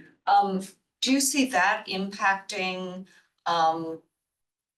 impacting this at all? Maybe it's no different than having Lyft and Uber available, but if it's much cheaper, then maybe, I know already, my family, for instance, we have 2 to 4 adults, depending on which kids are home. But one small car, and because we can take Lyft and Uber a lot. So do you expect AVs to change, reduce the need for parking or change what you're looking at here very much? That's an excellent point. And I'll just refer to some things that have been discussed by Jeffrey Tomlin, who managed SFMTA, and he kind of looked at AVs as the promise of the technology to replace car ownership, kind of in the way that Uber and Lyft were kind of pitched. But there's also concerns too that are being hedged, which is AVs are kind of being used for personal convenience at the cost of system efficiency. So Yeah, sure. AVs are something that we're watching, and it does hold promise in reducing the need for trips or car ownership per se, but we see them still generating trips in and of themselves, and the goal of the ordinance is to reduce vehicle trips, and to the extent that it's not increasing the efficiency of those trips is something that we worry about. I think in terms of the relevance for the TDM ordinance, one thing that this conversation highlights is that when we're taking the trip counts, we've referred to them as driveway counts. Yeah. And so assuming they're my coming next through a set of driveway questions. and parking. But I think that we wanna, when we actually write the language for the ordinance, we wanna make that a little bit more expansive. So if somebody is pulling up in, an AV and getting dropped off and then leaving, that's 2 trips, 1 in, 1 out, Right, that's regardless exactly of what I where was they gonna say stop. next. So I think that we do want to capture that in the counts. It may, I think we use the term driveway counts as convenience, but we do want to be more expansive in the legal Yeah, I language. see that they might reduce the need for parking at apartments or the need for parking at an office, but not the number of trips that are being taken. And if you're doing driveway counts, that's where it impacts it, because nobody's going in the driveway and parking, but you have the same. So that is what my question is in terms of how will it change it? Yeah. And I think that's also true for, what's going on in my neighborhood. I live a couple blocks from here. So there's when a big office was put in near me, the parking garage is empty or almost empty, but our streets are all parked up. Because I found a park on this nice street and walk in the sun and park in a parking garage. But if you were doing driveway counts, it would look like very few people are taking their cars to the office when really many of them are. So what do you do about that, the accuracy of driveway counts, or do you do something else? Right. So driveway counts provide a lot of good data, but it's often corroborated with commute surveys. So we also require sites to regularly survey occupants and employees to understand what their commuting habits are. So to the extent that AVs are included as an option for how they get to work, that's kind of captured in the results. So you can see among the spread of employees that are commuting in, what the distribution is across each mode. So that is hopefully used as a kind of a way to assess the validity of the driveway counts, if it actually matches, and whether different methodologies need to be considered to shore up the driveway counts, and if there needs to be field observations for really understanding how people are coming in and using the curb. And that was a situation you were asked actually earlier about places where there was less thoughtful TDM. So there was an example in a neighboring city where a developer had submitted a TDM driveway count, which looked great, but they had told all of their employees that they didn't have a parking permit that week.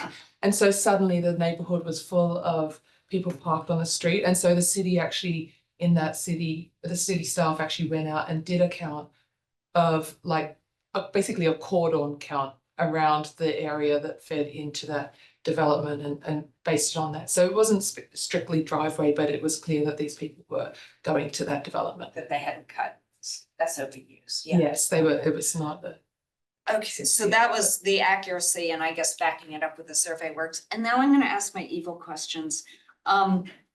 So what about,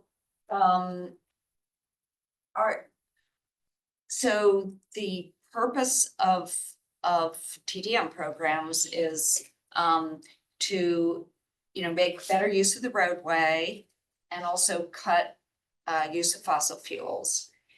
What about incentivizing electric vehicles and compact vehicles? Because compact vehicles use the road much less and electric vehicles reduce fossil fuels, but I don't see TDM, I don't see them addressing those in any way. So do you have any comments? Right.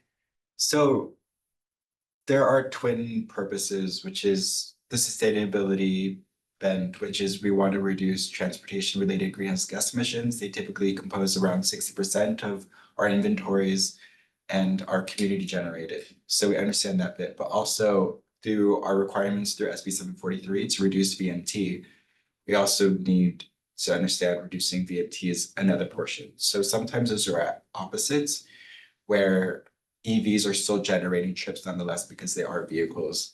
Typically, EVs are part of the strategy, but they are the entire strategy. Oh, so they are part of the TDMs. They could be. So sometimes companies will offer preferential parking for certain types of vehicles. Typically, it's like van pools and then car pools. It might be EVs and could be compact vehicles potentially, I guess. I actually haven't seen compact vehicles in that preferential parking, but that is a strategy.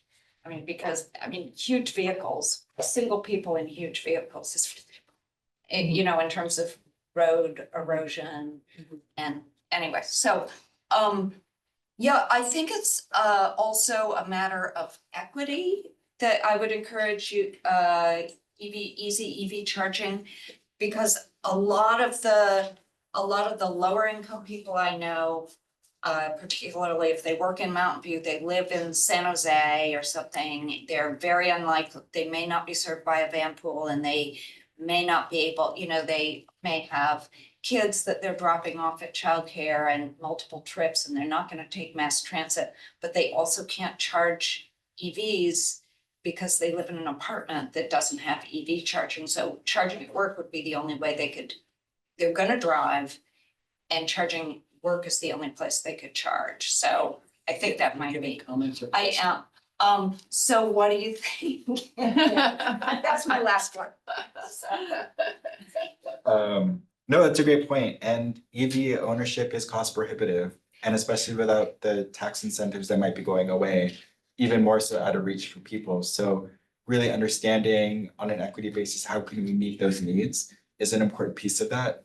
And so that's the whole kind of piece of the puzzle, is that the TDM list of strategies is robust enough to incorporate equity components and are off. Yeah, now that everybody's selling their Tesla for cheap.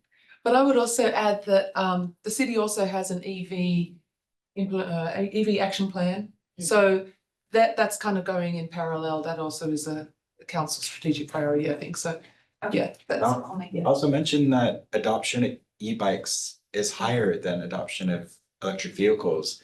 And so to the extent that the city already in its efforts can subsidize. I'm sorry? In the city it is?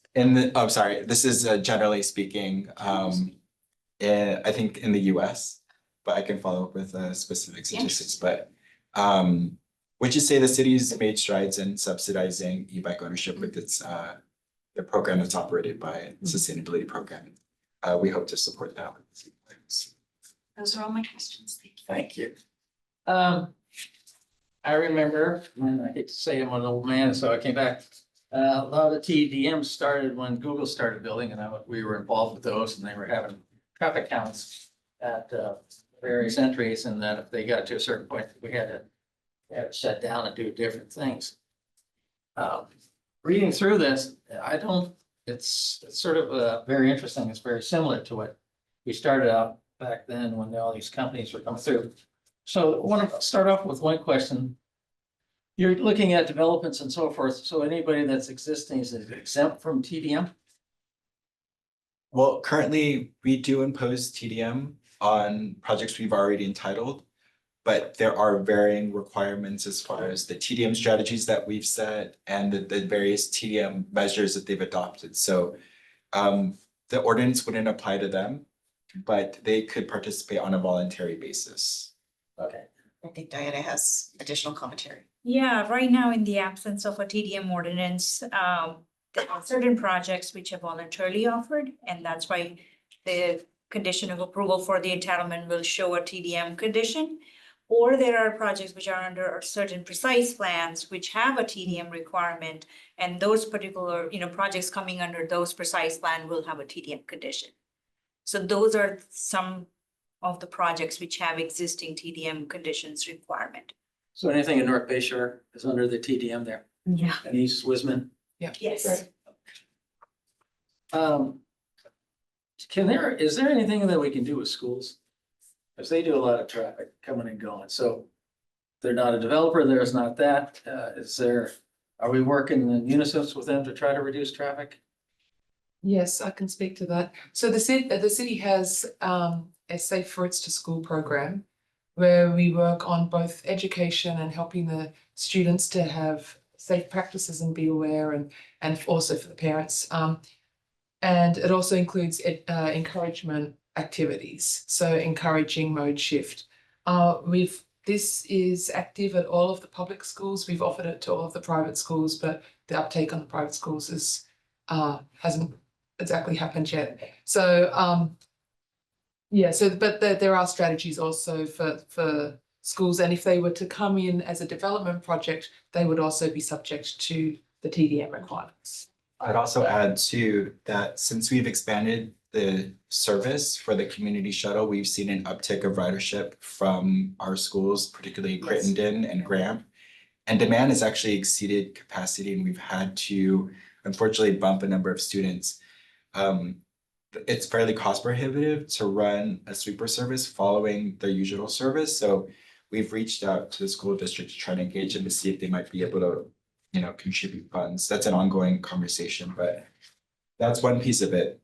But as far as in the development process, we know that St. Francis recently expanded, and they've had to submit a TDM plan that would help reduce the excess trips generated by that, the net new trips being generated. So that's on a condition of the certificate of occupancy that they recently received. So we'll be following up with them, 1 year post occupancy of that expansion. Okay. Let's see, we had on this clarifying regarding monitoring tenants turnover and lack of efficient tools okay, so this is on page 4. Let me see if I can put it in front of you. See, it's the first paragraph. And while the city has successfully established TDM requirements at the outset of new development, ongoing monitoring and reporting have proven challenging due to lack of enforcement mechanism. Tenant turnover and lack of efficient tools for staff are accurately tracking. What are we doing to be able to track better? Developing this ordinance is one strategy. There has been a number of staff turnover for our projects, which we lose a chain of custody of information. We don't necessarily have the information to follow up with sites. Right now, we're trying to develop kind of a dashboard where we input all of the sites with TDM requirements. We set when their annual TDM reporting is due on an annual basis to follow up with them. Right now, it's somewhat ad hoc. It's based on various dates of when they receive the certificates of occupancy, so it's not standardized. The idea with this ordinance is that we'd be able to create an online digital platform that benefits front users as well as end users, that regularly automatically tracks when that reporting is due. They submit that reporting and it determines on our side whether or not they're in compliance. Because right now it's ad hoc. We don't have a very streamlined measure for tracking and monitoring. Yeah. I was following up on a comment from the TDM community workshop that says support for bus speed improvements such as transit signal priority. So that's an investment on part of the city. Is that something that is being considered? Transit signal priority for buses? This is something that we've been thinking about. The MTC is currently working on a transit priority policy, and we're tracking that we're trying to figure out how to incorporate it into what we're doing in transportation. So that would take some. Now, did you, I'm reading this vision on page 5. Based on the following vision was established for the ordinance. Is that the current vision that we're going with? It's a current vision. Yes. So the first line, could you help me understand? To reduce single occupancy vehicle trips for development. Mhm. That's just there, and then it's, what is? Single trips for development. And it says increase use of multiple transportation alternatives.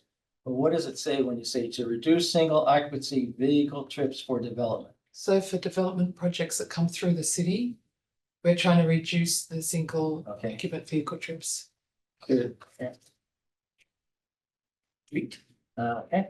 The other question I have is, so people that are 50 or more, existing projects that have been entitled prior to the ordinance adoption will not be subject to the provisions under the ordinance. And I think you mentioned something that they are voluntary. So is there any credit or recognition if they voluntarily do something for us? In the way that you go?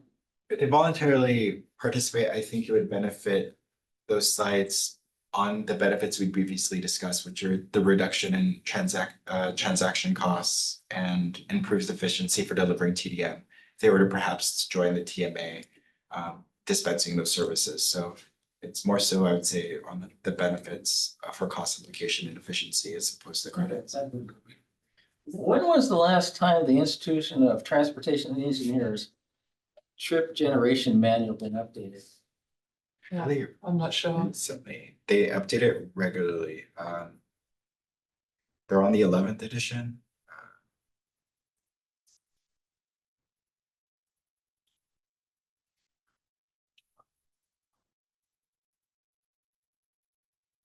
I want to say it's every few years on a regular basis, but not every single type of, Yes.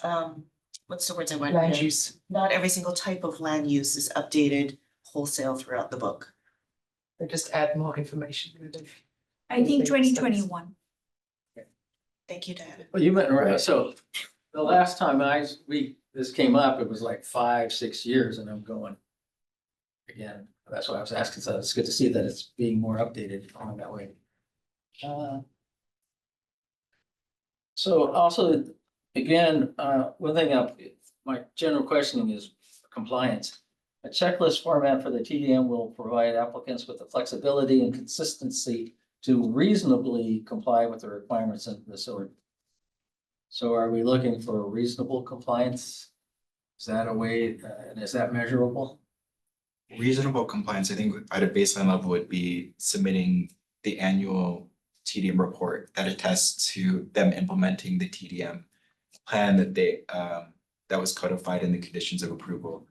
So that's a reasonable expectation, is the reporting that's submitted. Okay, and then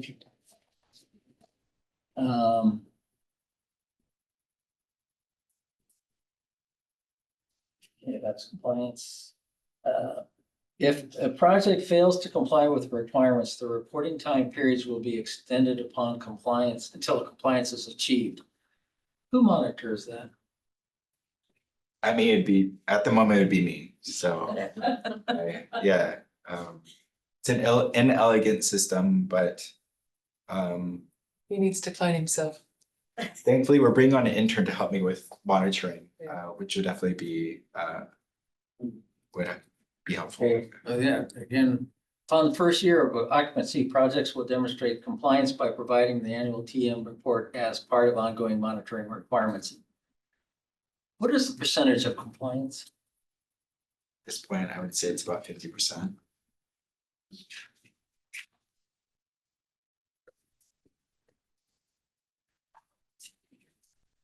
Okay, there's penalties will be tied to by projects size as follows: small projects, no penalties; medium projects, some money; large projects.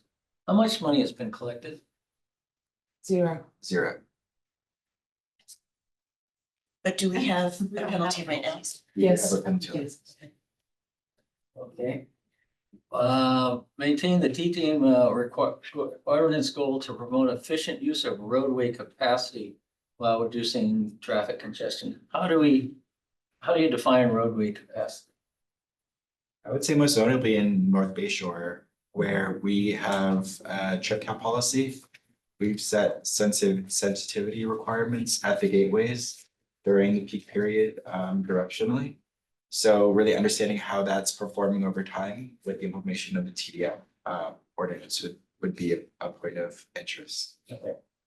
Thank you. That's the end of my questions. We will move to would any member of the public joining us virtually or in person like to provide comment on this item? If so, please click the raised hand button in Zoom or approach the lectern. We will take in-person speakers first. Each speaker will have 3 minutes. Anybody, public comment? Anybody here? Oh, I'll go for it again. The elector again, 45-year resident. This has all been super interesting to me. This is all new to me. I was here for the first thing and thought I'd stay and I like this concept. I'm a little nervous and there was a lot of talk here about like how you actually measure stuff because you know, you can do like the driveway counts or then you get the problem and people are gonna gamify it, you know, or game out anything you try and do here. So I do think you have to do that. I also, like 2 years ago, my wife and I, we had a car that wouldn't pass smog. And we couldn't agree on what else we were going to get, so I started biking and I was like, I don't really need a car. After biking, so. And one thing that sort of changed my perspective on a lot of the car bike things.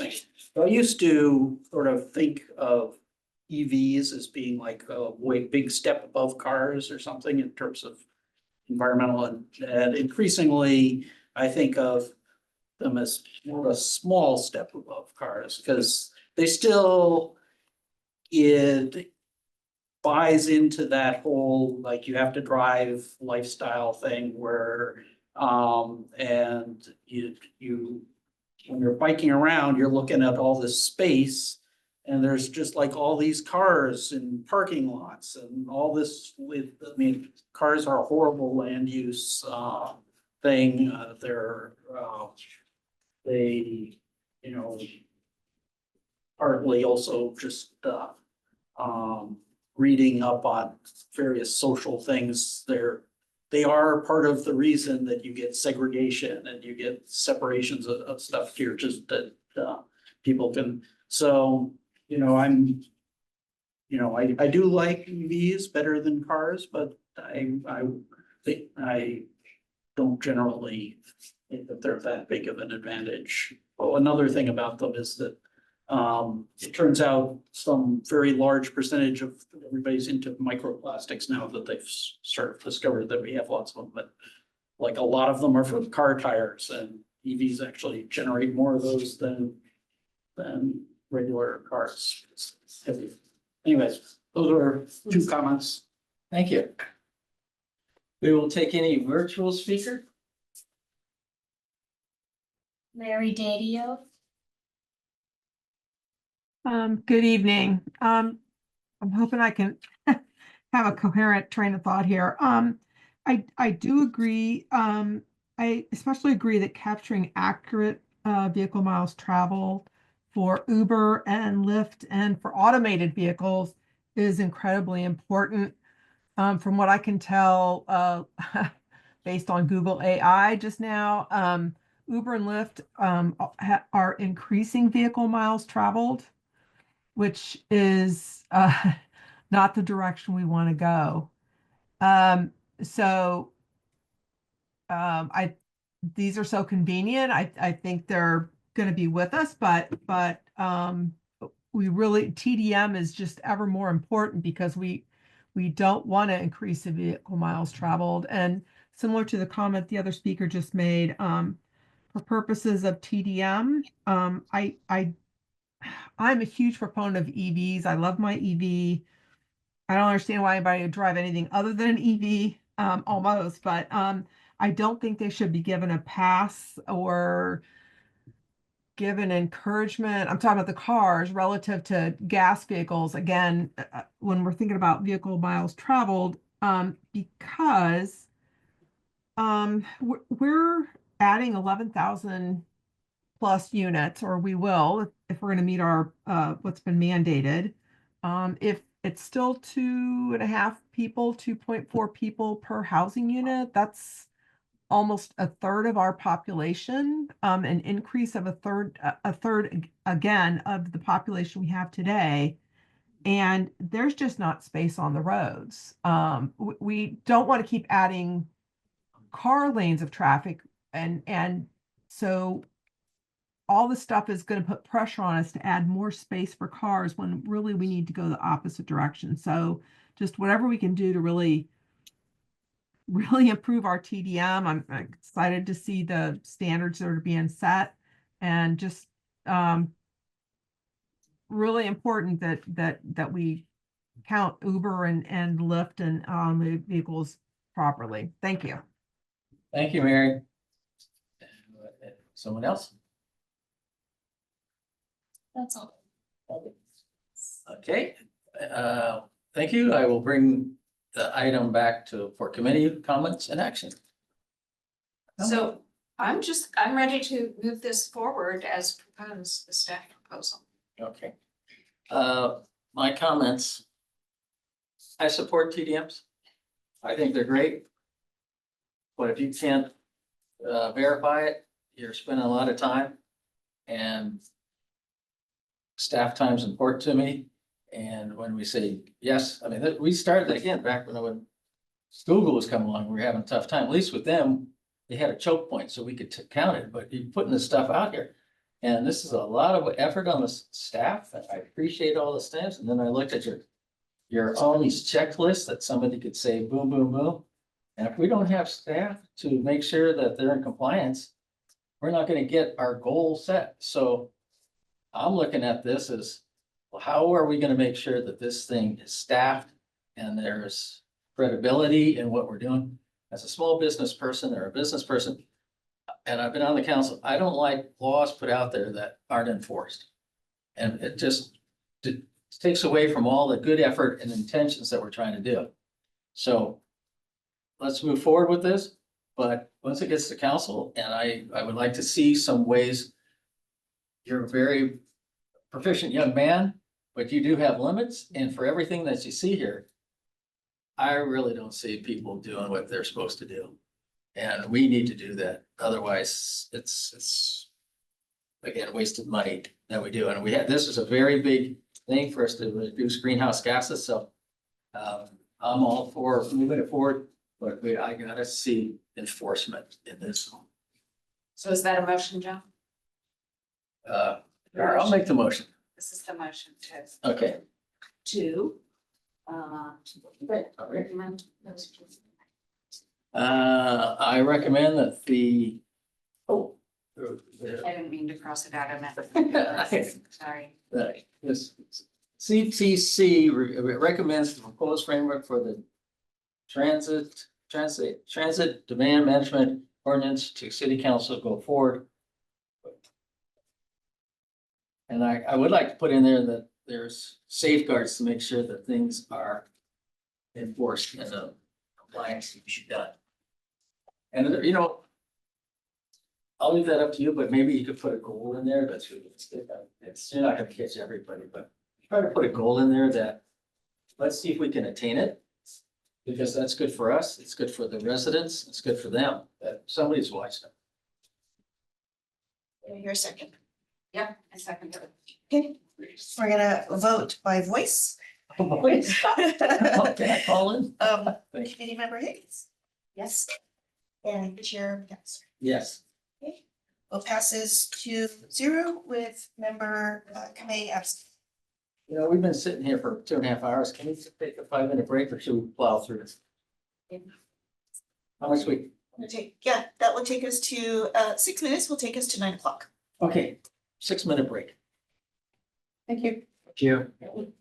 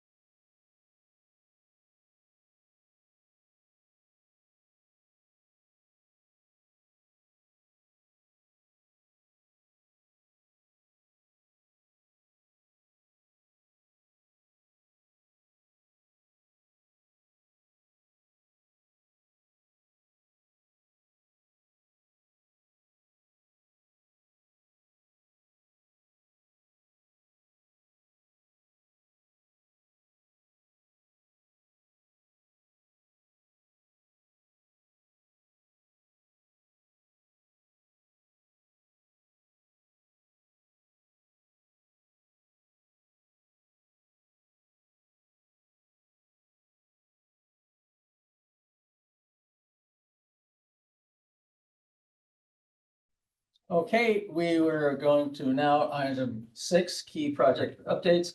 Going to do 6.1 Castro Street and Ringsdorf grade separation projects. Item 6.1 is a staff presentation for an update on the Castro Street and Ringsdorf grade separation projects. The staff presentation will be provided by Joy Hunton, senior civil engineer, Robert Gonzalez, principal civil engineer, will be available to answer questions. Please help me with names. Thank you. Thank you. Good evening, committee member and chair. My name is Joy Houghton, senior civil engineer in public works, and I am here joined by Robert tonight, principal civil engineer, and we are here to provide updates on the city's 2 grade separation projects, Castro Street and Ringsdorf. As a refresher, staff presented information on the 2 grade separation projects to City Council, including status, benefits, and cost in January of 2024. Due to the limited funding sources and a very significant funding shortfall for the Castro Street project, staff recommended to City Council to prioritize Ringsdorf Avenue. Council supported this recommendation given the following. There is an interim solution for Castro Street. Ringsdorf is more challenging for pedestrians and bicyclists compared to Castro. And prioritizing Ringsdorf means that the city would focus our funding resources, including our share of the city, the Measure B funds towards Ringsdorf, which then helps reduce the funding shortfall for the project. As Ringsdorf has NEPA clearance, there are federal grant opportunities that Ringsdorf can pursue, and the project would be more competitive with a reduced funding shortfall. What does prioritization mean for the 2 projects? For Ringsdorf, it means completing final design and right-of-way acquisition, considering value engineering options to further reduce the funding shortfall, and constructing the grade separation project. For Castro, it means staff would explore implementing interim improvements, which I'll share on the next slide, constructing the city utility relocation project to prepare the city utilities for the future undercrossings, completing the final design of the undercrossings, and obtaining NEPA clearance to be eligible for federal funding, which has been suspended since October 2024, and constructing the undercrossings when funding becomes available. What's NEPA? It's the National Environmental Protection Act, which is the federal level equivalent of CEQA. Required for any federal monies. With an unknown timeline for construction of the Castro undercrossing, City Council supported proceeding with interim improvements to the Castro Street Moffett Boulevard Central Expressway intersection. The improvements will permanently close the railroad crossing to vehicles while retaining the existing at-grade rail crossing for bikes and peds, and also convert the Evelyn Avenue at Castro for westbound traffic only with bike accommodations. The improvements would reduce vehicle conflicts for bikes and peds and allow the elimination of the railroad signal preemption for Central Expressway, which helps reduce the bike and ped wait times to cross the expressway. On to the new updates and next steps for Castro. Since the last updates to the CTC in October 2024, Caltrain is executing a design contract with HNTB, the design consultant for the Castro interim improvements. And staff will be returning to City Council in fall 2025 with updates on the 2 grade separation projects, including Castro. On to Ringsdorf updates.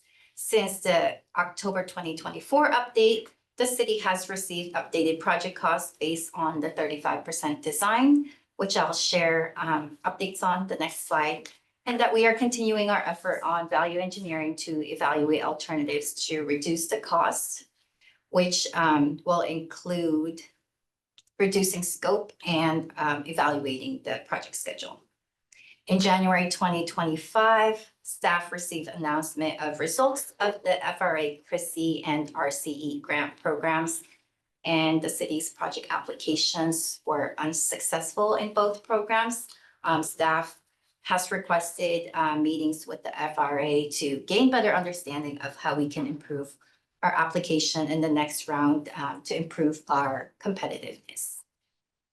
And staff will be providing updates to City Council in fall 2025 and ask Council to authorize for Rengstorff Avenue to proceed with design.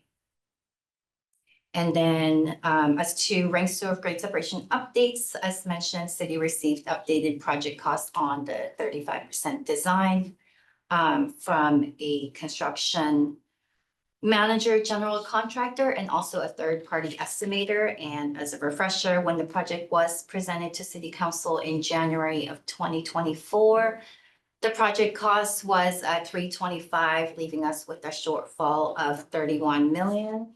At the time, we thought that we could close the gap with value engineering and pursuing grant opportunities.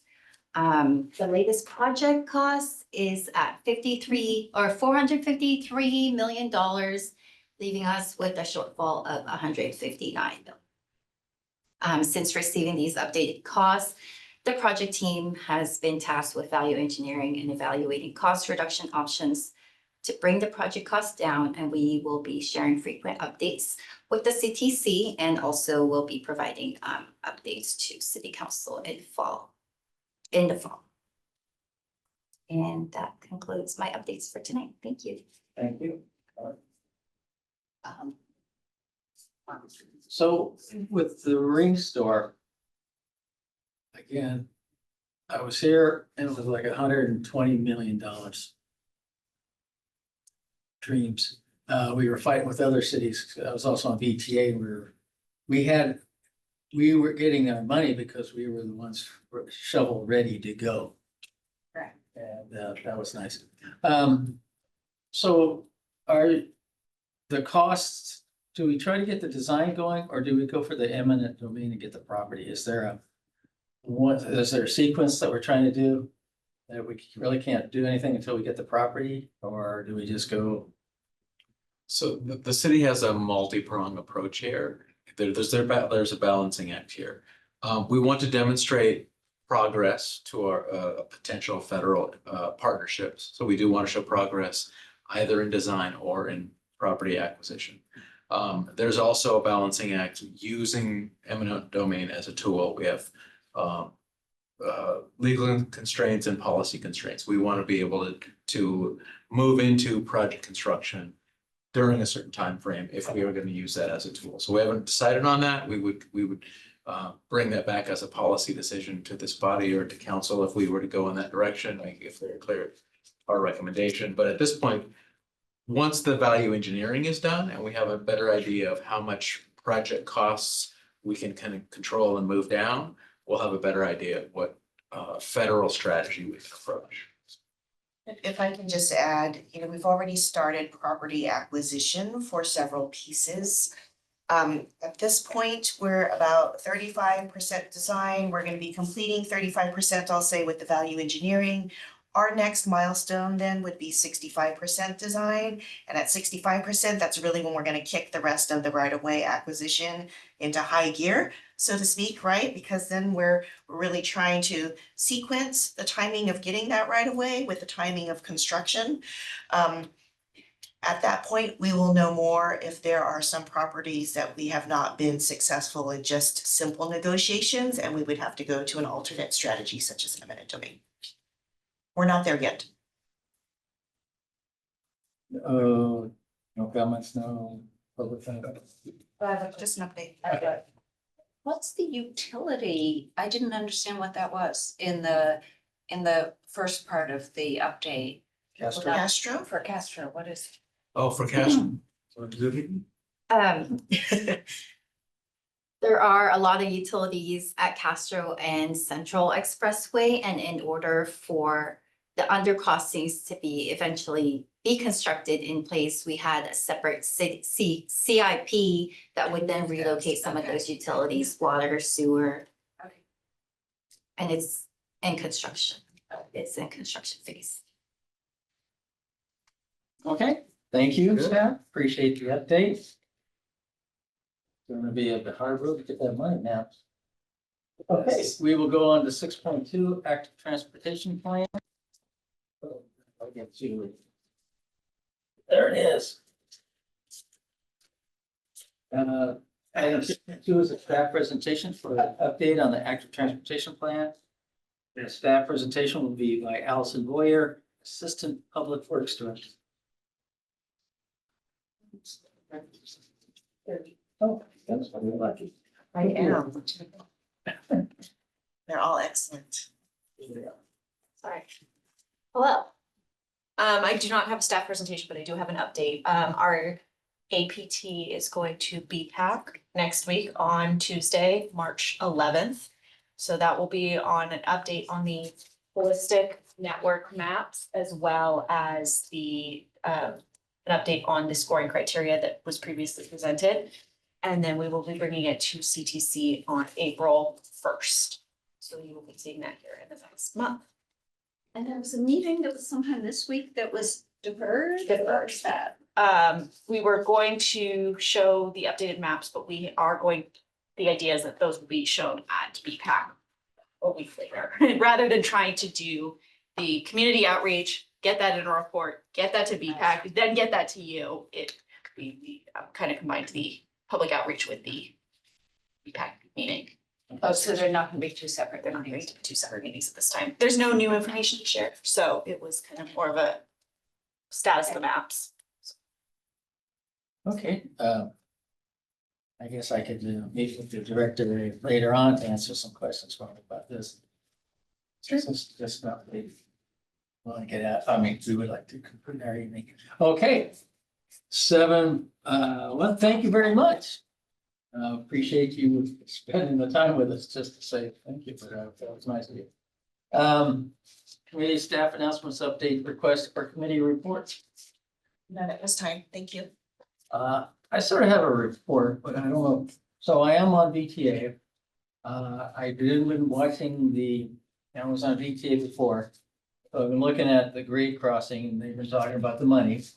You guys are probably on top of, so that's interesting. I'm going to Washington DC this week. I'm also on their transportation board. And I'm going to be taking classes on how to work well with federal. So between myself and Christine Gilmore, maybe we can figure out how to channel some money our way. So that I'll be hopefully bringing some information back for you guys. Have to use. Yes, that takes care of staff 7.1. Oh, I'm sorry, I went to 7.2 is committee comments. Do you have any comments? I do not have any comments. Okay. Would any of the public like to say any closing comments? Okay, I'll close that. Again, thank you for coming today. The staff, to me, transportation is one of the highest goals that we can do because it gives quality of life, reduce congestion, reduces greenhouse gases. And everything you do is greatly appreciated. So thank you. And I'll get to the last page. Thank you so much for joining us. Our next Council Transportation Committee meeting will be on April 1st. This meeting is adjourned at 9:14. Thank you.